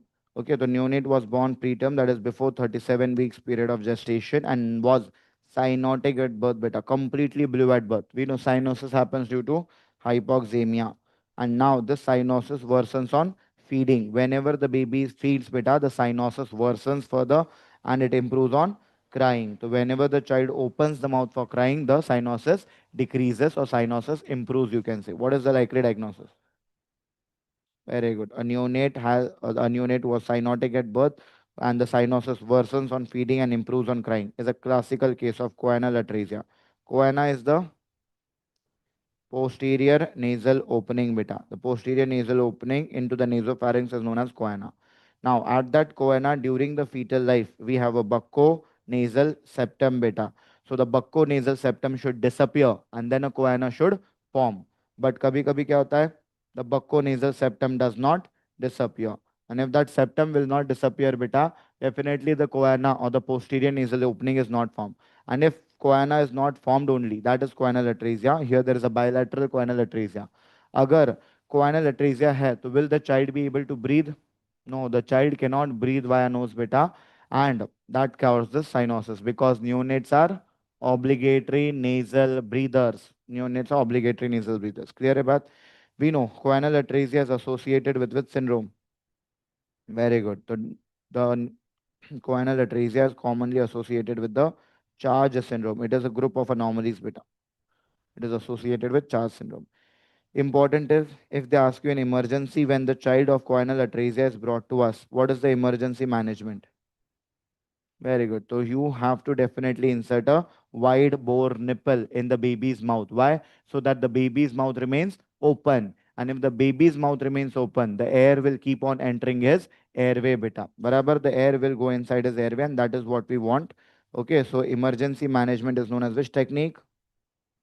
McGovern's technique, beta. So McGovern's technique is insertion of the wide bore nipple inside the baby's mouth. ठीक है? In case, beta, if they say that wide bore nipple is not available or McGovern's technique is not possible, option में नहीं है तो yes, another option which is there basically, beta, is insert a Goodell's airway, which is also known as oropharyngeal airway. PYQ in August 2020, instead of McGovern's technique or insertion of wide bore nipple, one of the option was insertion of an oropharyngeal airway in the baby's mouth. That was the treatment then. So Goodell's airway or oropharyngeal airway. Normally, Goodell's airway or oropharyngeal airway is used for anesthesia में क्यों? Very good. To prevent tongue bite or prevent basically the bite of endotracheal tube. To prevent the biting of ET tube, beta, we insert the Goodell's or oropharyngeal airway. Definitive management is nothing else but a recanalization surgery, you can call it as, or you can say septal resection, whatever you want to call it. Recanalization surgery, bolo ya septal resection. That is done. But it is done at what time? Very good. So recanalization surgery or the septal resection is not done at birth. It is done at 1 year of age, beta. So PYQ mein there was a one statement and that was recanalization immediately at birth. No, recanalization at 1 year of age. Clear about? Next important, if I talk about beta, here there's a question which states a patient who is a known case of bronchial asthma. Now the patient develops ethmoidal nasal polyps. Now they are asking you this patient will be allergic to which among the following drugs? Very good. The patient can be allergic to NSAIDs or mainly the salicylates like aspirin, beta. The patient will be allergic to NSAIDs, mainly salicylates like aspirin. ठीक है? This has been a repeat question in FMG and NEET-PG both. So I hope all of you are quite aware. This is which triad? Very good. यहाँ पे there are three features, beta. First, the person is a known case of bronchial asthma. Second, the person is having ethmoidal nasal polyps. And third, the person is allergic to NSAIDs or allergic to aspirin. These three features, if they are present, we know it is a classical Samter's triad basically. Either they can ask you the name of the triad by giving three features, or they will ask you to which drug the patient is allergic to. Or they may give patient is allergic to aspirin and is having bronchial asthma. Now, what is the expected finding on endoscopy? Nasal polyps. Clear about? So either of that will be the question. Next important, if I talk about, we know beta, on the lateral wall of the nose, from inside on the lateral wall, we are having three bony projections, and these three bony projections are known as concha. The three bony projections are known as concha, inferior, middle, and superior concha. When these concha are covered by mucosal layer, when they are covered by a mucosal layer, then we call it as turbinates basically. We have the inferior turbinate, middle turbinate, and superior turbinate. And the space that is there between the wall and the turbinate is called as meatus. So below inferior turbinate, inferior meatus, below middle turbinate, middle meatus, below superior turbinate, superior meatus. यहाँ तक तो ठीक है. What is the space above superior turbinate? Very good. Above superior turbinate, we have supreme meatus, beta, and this supreme meatus is also known as sphenoethmoidal recess. Supreme meatus is also known as sphenoethmoidal recess, beta. ठीक है, तो यहाँ पे देख सकते हो. First, if I talk about supreme meatus, what drains in the supreme meatus is your sphenoid sinus. So your sphenoid sinus basically drains into the supreme meatus, beta. Next, superior meatus में which structure drains into superior meatus? Posterior ethmoidal air cells. The posterior ethmoidal sinus or the posterior ethmoidal air cells drains into the superior meatus. Which structure drains into the middle meatus? The maxillary sinus, frontal sinus, and anterior ethmoidal air cells. याद रखना, the frontal sinus, maxillary sinus, and anterior ethmoidal sinus, beta. These are the three structures which drain into the middle meatus. And inferior meatus, which structure drains into inferior meatus? Yes, the tears, that is NLD or the nasolacrimal duct, drains into the inferior meatus. We have discussed after the DCR or after the dacrocystorhinostomy surgery, the new opening for the nasolacrimal duct is made in middle meatus. No issues with this. That is what is important. Now, here there's a question which states, beta, a patient presents to you with complaints of nothing else but recurrent episodes of nasal congestion along with a post nasal drip or a post nasal discharge. Okay? During cold or after cold, you might have seen there's a constant discharge going in your throat. That is a post nasal drip. And the patient is also having headache. Any person who comes to us with episodes of nasal congestion, post nasal drip, and headache, along with fever at times, diagnosis sinusitis, beta. Yes, diagnosis is going to be sinusitis. Most common sinusitis is going to be bacterial, beta, and the leading cause for sinusitis is going to be which organism?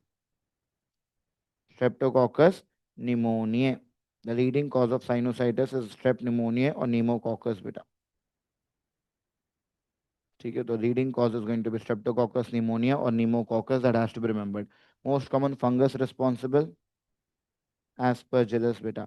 तो अगर most common fungus पूछ लेंगे तो answer has to be aspergillus fumigatus. So please remember, most common fungus responsible is going to be Aspergillus fumigatus. Anybody, Aspergillus is going to have septate or aseptate hyphae? Septate hyphae. Acute angle or obtuse angle? Acute angle. So acute angle septate hyphae is Aspergillus beta, whereas obtuse angle aseptate hyphae is. It is basically the Zygomycetes species Rhizopus mucor vagara. Okay, so that is important. Next, if they ask you now, what is the first line investigation in patients of sinusitis? Answer is X-ray PNS beta or the X-ray paranasal sinuses. Okay? When I do a X-ray PNS or paranasal sinuses, three views are important. Pehla view is the X-ray skull lateral view beta. So the first one that you are able to see in the picture is basically the X-ray skull lateral view. Okay? The first one is X-ray skull lateral view. Important. Are all sinuses visible? Yes, you can see there is frontal, maxillary, ethmoid, and sphenoid. All the sinuses are properly visible on the X-ray skull lateral view. And it is the best view for which sinus? Sphenoid. Yes, so it is going to be considered as the best view for the sphenoid sinus basically. Beta. All sinuses are visible, but best one for the sphenoid sinus. Next important, if I talk about, is the second picture. This second picture is Waters view or Pierce view. दोनों में से option. Very good. If both are in option, I will choose Pierce view as the answer because it is an open mouth water's view. And हमें पता है open mouth water's view is also known as Pierce view basically. ठीक है, याद रखना, either I can call it as Pierce view. If that's not an option, then you can definitely call it as water's view. Closed mouth hota to only water's view would have been the answer. But as it is open mouth, I prefer calling it as Pierce view then. We know in cases of water's view or Pierce view, all the sinuses are visible except posterior ethmoidal air cells are never visible on the water's view beta. Posterior ethmoidal air cells never visible. And it is the best view for maxillary sinus. The best view for maxillary sinus is the water's view or the Pierce view basically. And the last one is known as, yes, here it seems as if the person is looking in front, known as the Caldwell's view beta. Caldwell's view, if I talk about over here, you are able to see. Here also majority sinuses are seen, but it is the best view for frontal sinus and ethmoid sinus. So frontal and ethmoid के लिए if they ask you which are the best views beta, answer is Caldwell's view or the occipital-frontal view. Hopefully clear. Next important if I talk about done is this question says that all the PNS or all the paranasal sinuses are visible on, we know all the paranasal sinuses are only visible on the X-ray skull lateral view beta. All the PNS or all the paranasal sinuses are only visible on the X-ray skull lateral view. Next, best investigation for sinusitis. One, best radiological investigation if they ask you, answer is a CT PNS beta. Okay, best radiological investigation is a CT of PNS. But best investigation overall, we definitely have to send a pus culture. And how do you collect that pus culture? पस कैसे collect करोगे? Endoscopy से ना भाई. Please remember, pus culture has to be done and the pus will be collected by a nasal endoscopy. So diagnostic nasal endoscopy or pus culture is going to be the best investigation for the diagnosis of nothing else but sinusitis beta. Because pus culture will tell you about the exact organism which is causing the infection. Treatment की अगर बात आती है, we know leading causes strep pneumonia or bacteria. So treatment has to be antibiotics, oral or topical. Oral antibiotics. ठीक है, तो we have to give oral antibiotics in the management of sinusitis beta, and oral antibiotics should be given for a duration of minimum 3 weeks. ठीक है, तो oral antibiotics have to be given for a minimum duration of 3 weeks beta. In case if you have tried oral antibiotics for 3 weeks, still if the patient does not have any improvement, matlab oral antibiotics of 3 weeks fail, then what is the surgery? Yes, but I hope all of you are quite aware that for all the sinus related problem, now a common endoscopic surgery that we do is known as FES, functional endoscopic sinus surgery. Now, after FES surgery, there is a risk of adhesions or synechia. If you want to prevent the adhesions or synechia after the FES surgery, what is the drug that you should apply? Mitomycin C. To prevent synechia or adhesion formation, you should apply mitomycin C. Next is a case basically which says a patient is a known case of frontal sinusitis and that patient develops redness, pain and swelling locally beta. Okay, as you are able to see frontal sinusitis tha. Now there is redness, swelling and pain over the forehead. What is the likely diagnosis? Very good. It is a complication of frontal sinusitis known as a Pott's puffy tumor. Is Pott's puffy tumor a tumor actually? No, it is a misnomer beta. Here the infection spreads to the frontal bone and due to that the patient develops a subperiosteal abscess beta. The Pott's puffy tumor is nothing else but a subperiosteal abscess in the frontal bone. Okay, and as it presents to you with swelling or as it looks like tumor, we call it as a Pott's puffy tumor. The Pott's puffy tumor is a complication of frontal sinusitis beta, which is nothing else but a subperiosteal abscess. Reason in case spots बफे tumour option में नहीं हो, find subperiosteal abscess abscess in the option. Clear है बात? Next important is a patient had a fist fight beta. And this patient who had a fist fight presents to you with complaints of bilateral fluctuant nasal swellings basically. And this person was diagnosed with a complaint of septal hematoma. Okay? So whenever a patient after fist fight comes to you with these kind of bilateral fluctuant nasal swellings, and definitely we know these bilateral fluctuant nasal swellings after trauma has to be a septal Hematoma only. Treatment would be, we have to do a aspiration of blood beta. A needle aspiration of the blood has to be done, but followed by that you should apply nasal packs. Yes, you should do a nasal packing. Reason is if you only aspirate the blood and do not pack the nose beta, obviously there can be recollection of blood over there. So aspiration followed by nasal packing has to be done in cases of septal hematoma basically. Done with this? Clear? Next important if I talk about now. This is the case basically. यहाँ पे patient comes to you with complaints of cheek swelling beta, which has rapidly grown over the last 2 to 3 months. Second, patient is having anesthesia or loss of sensations over the cheek. ठीक है? You have done a CECT, and when I've done a CECT scan, I am able to see definitely this picture. तो क्या दिख रहा है? Throughout the maxillary sinus, the maxillary sinus appears black or white.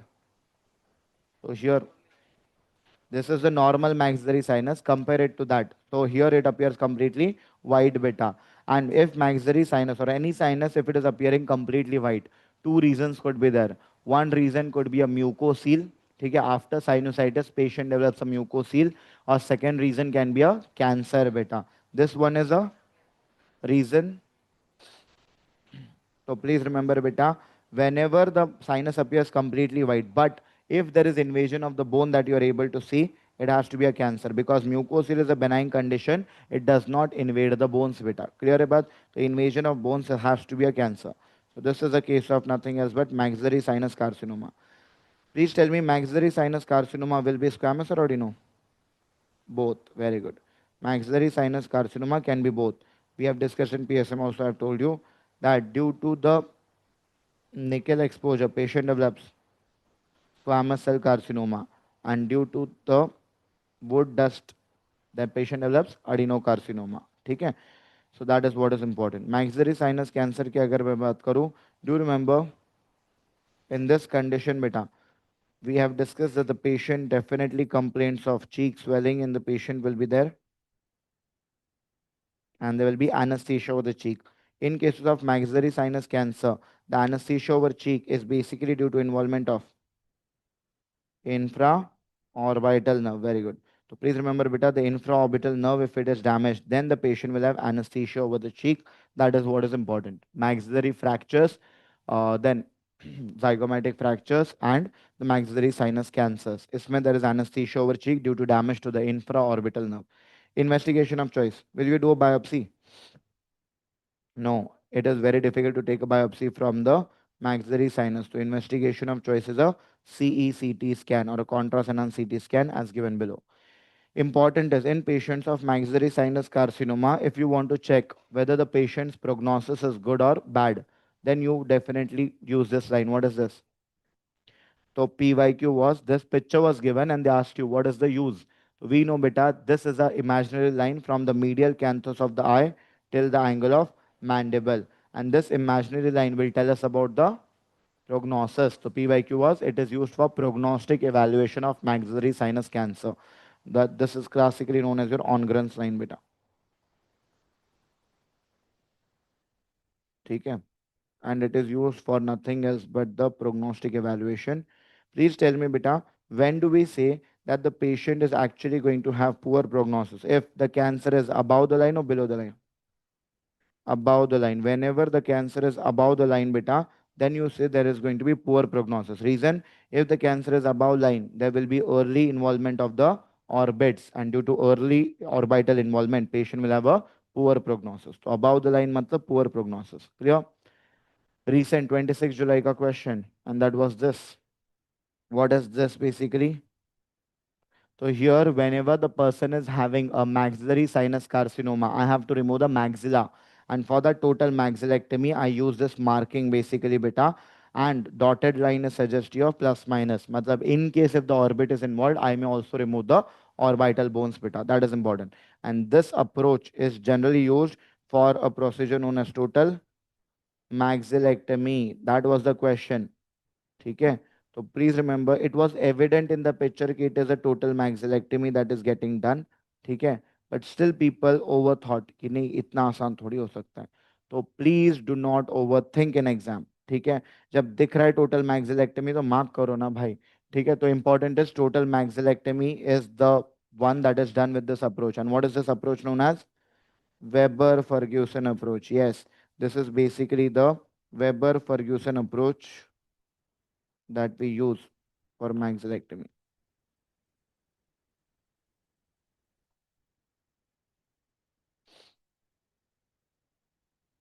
No issues with this. Chalo. Next important if I talk about now is नहीं, वो contrast है basically. Next important if I talk about basically is nothing else but mucormycosis beta.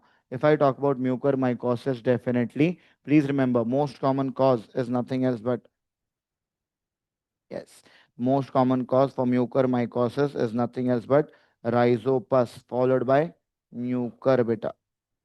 Okay, so that is rhizopus followed by mucor, that has to be remembered. ठीक है, mucormycosis is also known as rhino-oculocerebral mucormycosis. Reason, it involves the nose, the eyes, that is orbits, and the cerebrum as well, the brain also beta. That's the reason. Important is mucormycosis is a severe or a life-threatening fungal infection, more commonly seen in which kind of patients? Immunocompromised patients. For immunocompromised, they will say patient is HIV positive, elderly, diabetic, or taking steroids. Clear? So that is important to be remembered. We know mucormycosis or the mucor, as it is an angio-invasive fungus, it causes ischemic necrosis, and due to necrosis, there is formation of blackish eschar or a blackish discoloration. So black eschar, black discoloration, black spots. These are the reasons why we call it as black fungus. Clear?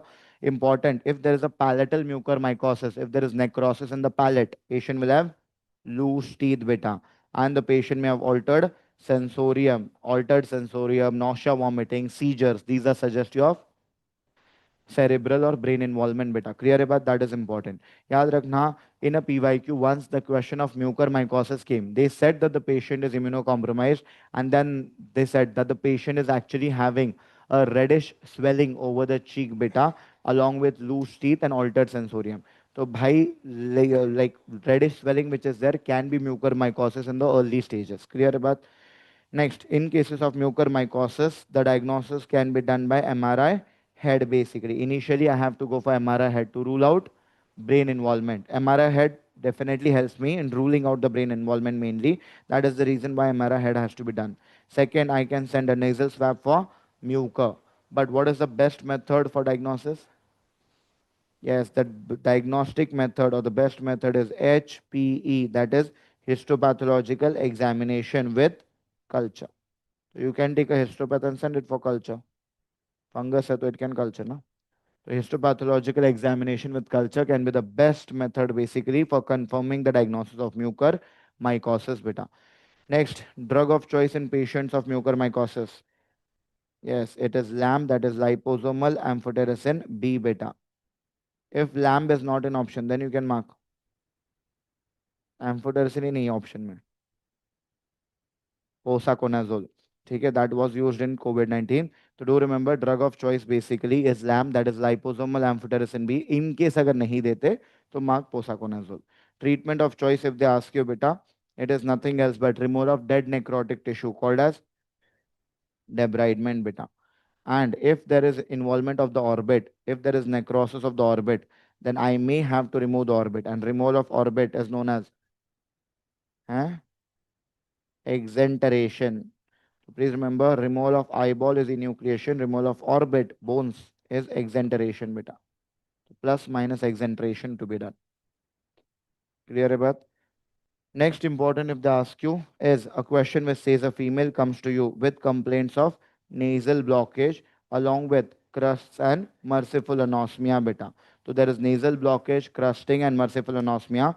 Okay, and this is the nasal cavities beta. These are the dried mucus or the crust which are filled inside a nasal cavity. So whenever definitely a beautiful female comes filled with nasal crust and merciful anosmia along with excessive foul smell beta, diagnosis is atrophic rhinitis. ठीक है, diagnosis has to be nothing else but atrophic rhinitis.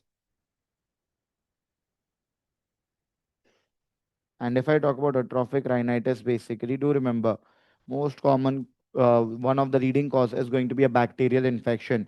We know atrophic rhinitis is also known as azena. Yes, atrophic rhinitis is known as azena because the causative agent is Klebsiella azene. Yes, as the causative agent is Klebsiella azene, beta, that's the reason we call it as azena. No issues with this. Next important, if I talk about basically, is what is going to be the treatment of choice in patients who are suffering from atrophic rhinitis. The treatment of choice will be, yes, alkaline nasal douching beta. So you have to definitely make a alkaline solution every morning with normal saline, sodium biborate and sodium bicarbonate. And once you have made this alkaline solution, you have to push and clean your nasal cavities every morning with this alkaline solution. So alkaline nasal douching is going to be the treatment of choice in patients of atrophic rhinitis. In case if alkaline nasal douching fails, then what is the surgery of choice? Modified Young's operation. Modified Young's operation में we do a partial closure or complete closure. So in modified Young's operation, we do partial closure of both the nostrils permanently, beta. Clear about that is what is important. Next is a case of nothing else but rhinoscleroma. This rhinoscleroma is also known as woody nose, beta. Rhinoscleroma is also known as woody nose. And rhinoscleroma or woody nose, mein what happens? There is formation of fibrotic nodules or sclerotic nodules over the external nose. So when fibrotic or sclerotic nodules are formed over the external nose, beta, and the nose becomes woody hard. That is known as rhinoscleroma or woody nose. Most common cause is which bacterial infection? नाम में ही है Klebsiella rhinoscleromatis. So we know beta a bacteria classically known as Klebsiella rhinoscleromatis is the causative agent for this condition. ठीक है तो micro से the questions can be these rhinoscleroma से the causative agent is Klebsiella rhinoscleromatis beta. We know in patients of rhinoscleroma, initially the patient will have same features as atrophic rhinitis. Then the patient will have a granulomatous stage where nodules are going to be formed, and third stage will be a complete deformity of nose, fibrotic stage mein known as tapir nose or hebra nose. Tapir or hebra nose like deformities are seen in fibrotic stage. If I do a histopath or if I take a biopsy from the nodules, that biopsy of nodules classically shows me maculous cells and Russell bodies. So maculous cells and Russell bodies are classical features of rhinoscleroma beta.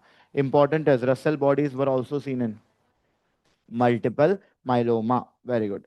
Treatment in patients of rhinoscleroma or woody nose. As it is a bacterial infection, treatment has to be antibiotics. The combination of one is streptomycin and second is tetracycline. So streptomycin tetracycline combination is used beta in the treatment of rhinoscleroma, also known as woody nose. Clear यहाँ तक? Next important is another question which says beta a farmer from Tamil Nadu, that is usually from southern part of India, ठीक है, especially Tamil Nadu is the endemic state, presents with complaints of mulberry like nasal mass. As you are able to see, a vascular mass is there which looks like a mulberry, and patient is having nosebleed or epistaxis. What is the likely diagnosis? Very good. So a vascular mulberry-like nasal mass and epistaxis, okay, usually is nothing else but a case of rhinosporidiosis. Rhinosporidiosis happens due to contact with dirty water or contaminated water. ठीक है, तो dirty water or contaminated water can cause rhinosporidiosis beta, and the organism responsible is an aquatic protozoa. And I hope all of you are quite aware that aquatic protozoa is known as, very good. It is known as Rhinosporidium seaberi. Clear? So please remember the causative agent for rhinosporidiosis is known as the Rhinosporidium seaberi beta, which is an aquatic protozoa. ठीक है? We know mulberry-like nasal mass is a feature of rhinosporidiosis. Mulberry-like nasal mucosa is seen in DNS, deviated nasal septum में there is a mulberry-like nasal mucosa due to compensatory inferior turbinate hypertrophy. The hypertrophied inferior turbinate looks like mulberry-like nasal mucosa. Important is beta in cases of rhinosporidiosis, if I definitely do a histopath, ठीक है, I don't do a biopsy, after removal of mass I do a histopath, तो क्या दिखेगा? Very good, I will be able to see endospores बेटा with spherules. तो biopsy या histopath करोगे तो you are able to see spherules with endospores.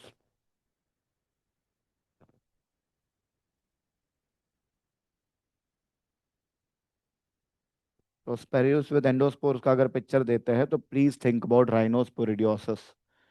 Next treatment we know बेटा, best treatment is it dapsone? No, that is what is important. Drug of choice to prevent the further episodes is dapsone. It is not the treatment of choice. Treatment of choice is surgical excision, beta. We have to remove that mass basically, beta. So surgical excision with cauterization at the base. So surgical excision with cauterization of the base, beta, is going to be the treatment of choice if the patient is suffering from rhinosporidiosis. No issues with this.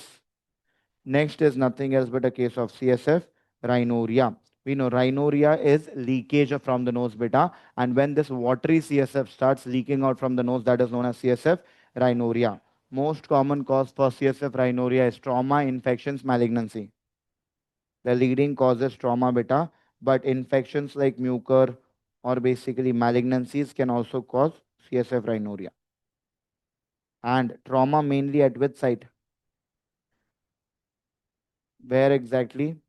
Cribriform plate beta. The most common site of leakage is going to be the cribriform plate basically. Cribriform plate is the most common site of leakage. The cribriform plate fracture or trauma at the cribriform plate is the most common one to cause CSF rhinorrhea. We know here when the patient comes to you, one, if he's having watery nasal discharge, it could be mucus, it could be CSF. To differentiate, I will ask the patient to sniff back the CSF. If he is able to sniff it back, it is mucus. If even after sniffing, if the leakage continues, it is CSF. Second, we can perform which test? Handkerchief test. There is handkerchief test, no handkerchief sign. We are about handkerchief test karte हैं and we take the sample basically and we know if it is CSF, the handkerchief will be sticky or non-sticky. Non-sticky beta. Clear? The handkerchief will be non-sticky and non-stiff. That is a case of CSF. If there is bloody CSF rhinorrhea beta, blood makes CSF आ रहा है. So to differentiate, we take the sample on blotting paper, and then you will find these two signs. One, yes, one definitely beta. Multiple rings are going to be formed, and that can be called as the target sign, also known as the double target sign beta. ठीक है? Alternative नहीं है एक दूसरे के, दोनों अलग अलग साइंस है. तो this is basically multiple rings जो एक दूसरे के अंदर दिख रही है, that is what is target sign, also known as the double target sign. whereas CSF which is there in the periphery, that is going to be called as the halo sign. समझे बात? So there are two different sign, one is the target sign beta and second is the halo sign. So target sign, double target sign and the halo sign, these are the classical features which can be seen in bloody CSF rhinorrhea. If they ask you which is the best investigation to find the site of leakage, so the best investigation, if you want to find the site of leak, answer is HRCT skull base. That is high resolution CT scan of skull base beta is considered as the best investigation to find the site of leak. But if they say that HRCT skull base pay, you are not able to get the site of leak, then we have to go for an invasive investigation. And that invasive investigation is CT cysternography, yes. तो याद रखना बेटा, the invasive investigation is a CT cysternography. It is not commonly preferred because it is invasive in nature. But if HRCT skull base or high resolution CT fails to find the site of leakage, then we go for CT cysternography. Important. What is the gold standard investigation to confirm the diagnosis? Very good. The gold standard investigation to confirm the diagnosis of CSF rhinorrhea is beta 2 transferrin estimation. Beta 2 transferrin has to be done. No issues with this. Important is if they ask you about in cases of CSF rhinorrhea, mainly the treatment is conservative or surgical. We know the mainstay of management in patients of CSF rhinorrhea has to be a conservative management where you will advise the patient bed rest, where you can give mannitol or acetazolamide if necessary to decrease the intracranial pressure, and you can give antibiotics and all. Okay? So conservative management is the mainstay of treatment in a case of CSF rhinorrhea. Okay, and that conservative management is recommended for a duration of around 7 to 14 days. Okay, and if it fails, then Surgical repair. If it fails, then we have to go for a surgical repair. So conservative management, it should be tried for 1 to 2 weeks. If it fails, then you have to go for a surgical repair, beta. No issues with this.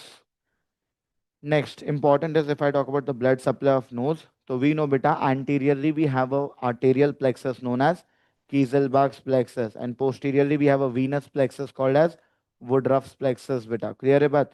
So anteriorly in the littles area, okay, anteriorly in this littles area we have this arterial plexus known as Kieselbach's plexus. We know Kieselbach's plexus is formed by the superior labial artery, greater palatine artery, sphenopalatine artery, and anterior ethmoidal artery. Which artery is not a part? Please remember, this has been a question. The artery which is not a part of the Kieselbach's arterial plexus, answer is the posterior ethmoidal artery. It is not a part of the Kieselbach's plexus beta.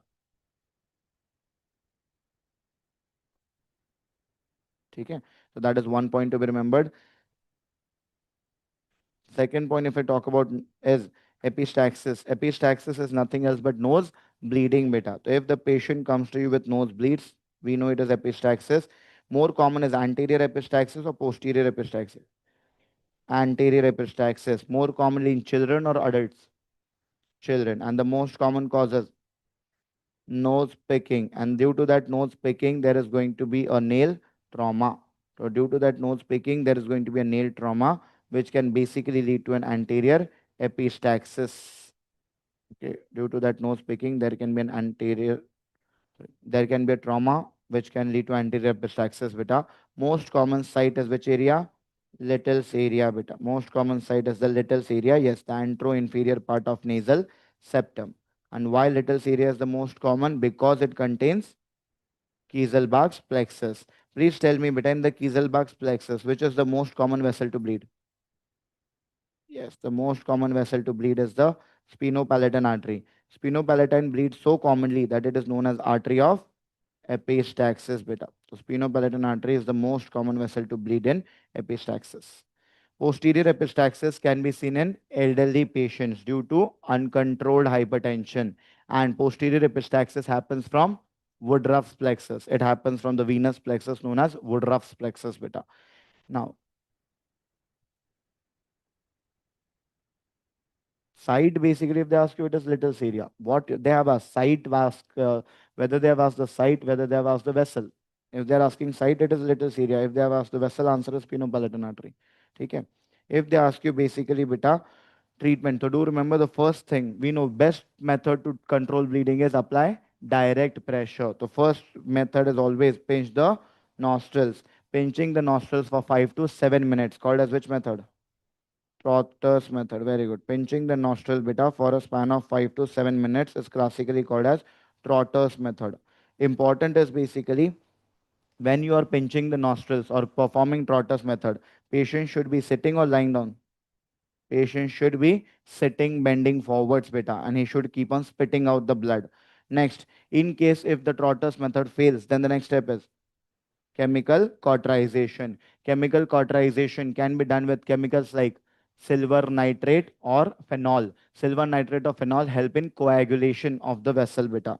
In case if you have tried chemical cauterization but that also fails, then go for nasal packing, anterior nasal packing or posterior nasal packing beta. Here you can see this is anterior nasal packing, which can be done with the help of a roller gauge or a tape gauge basically beta.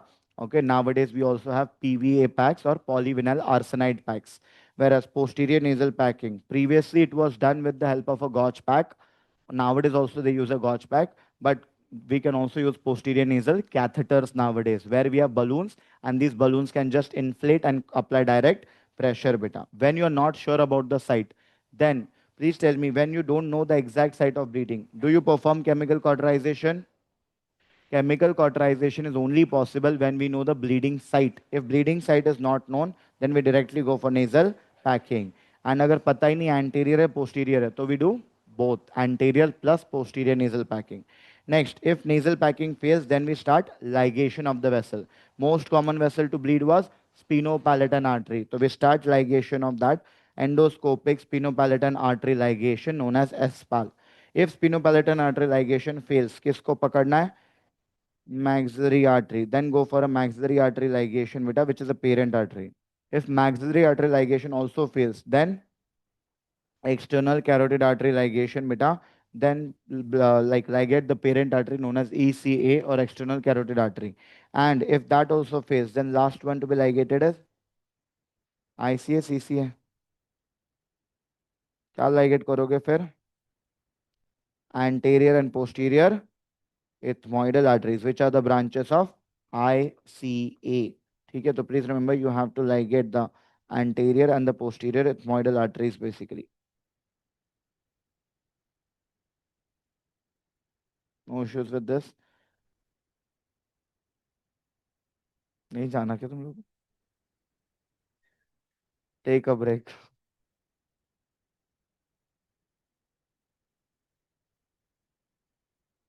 In track tube, how many days it should be changed?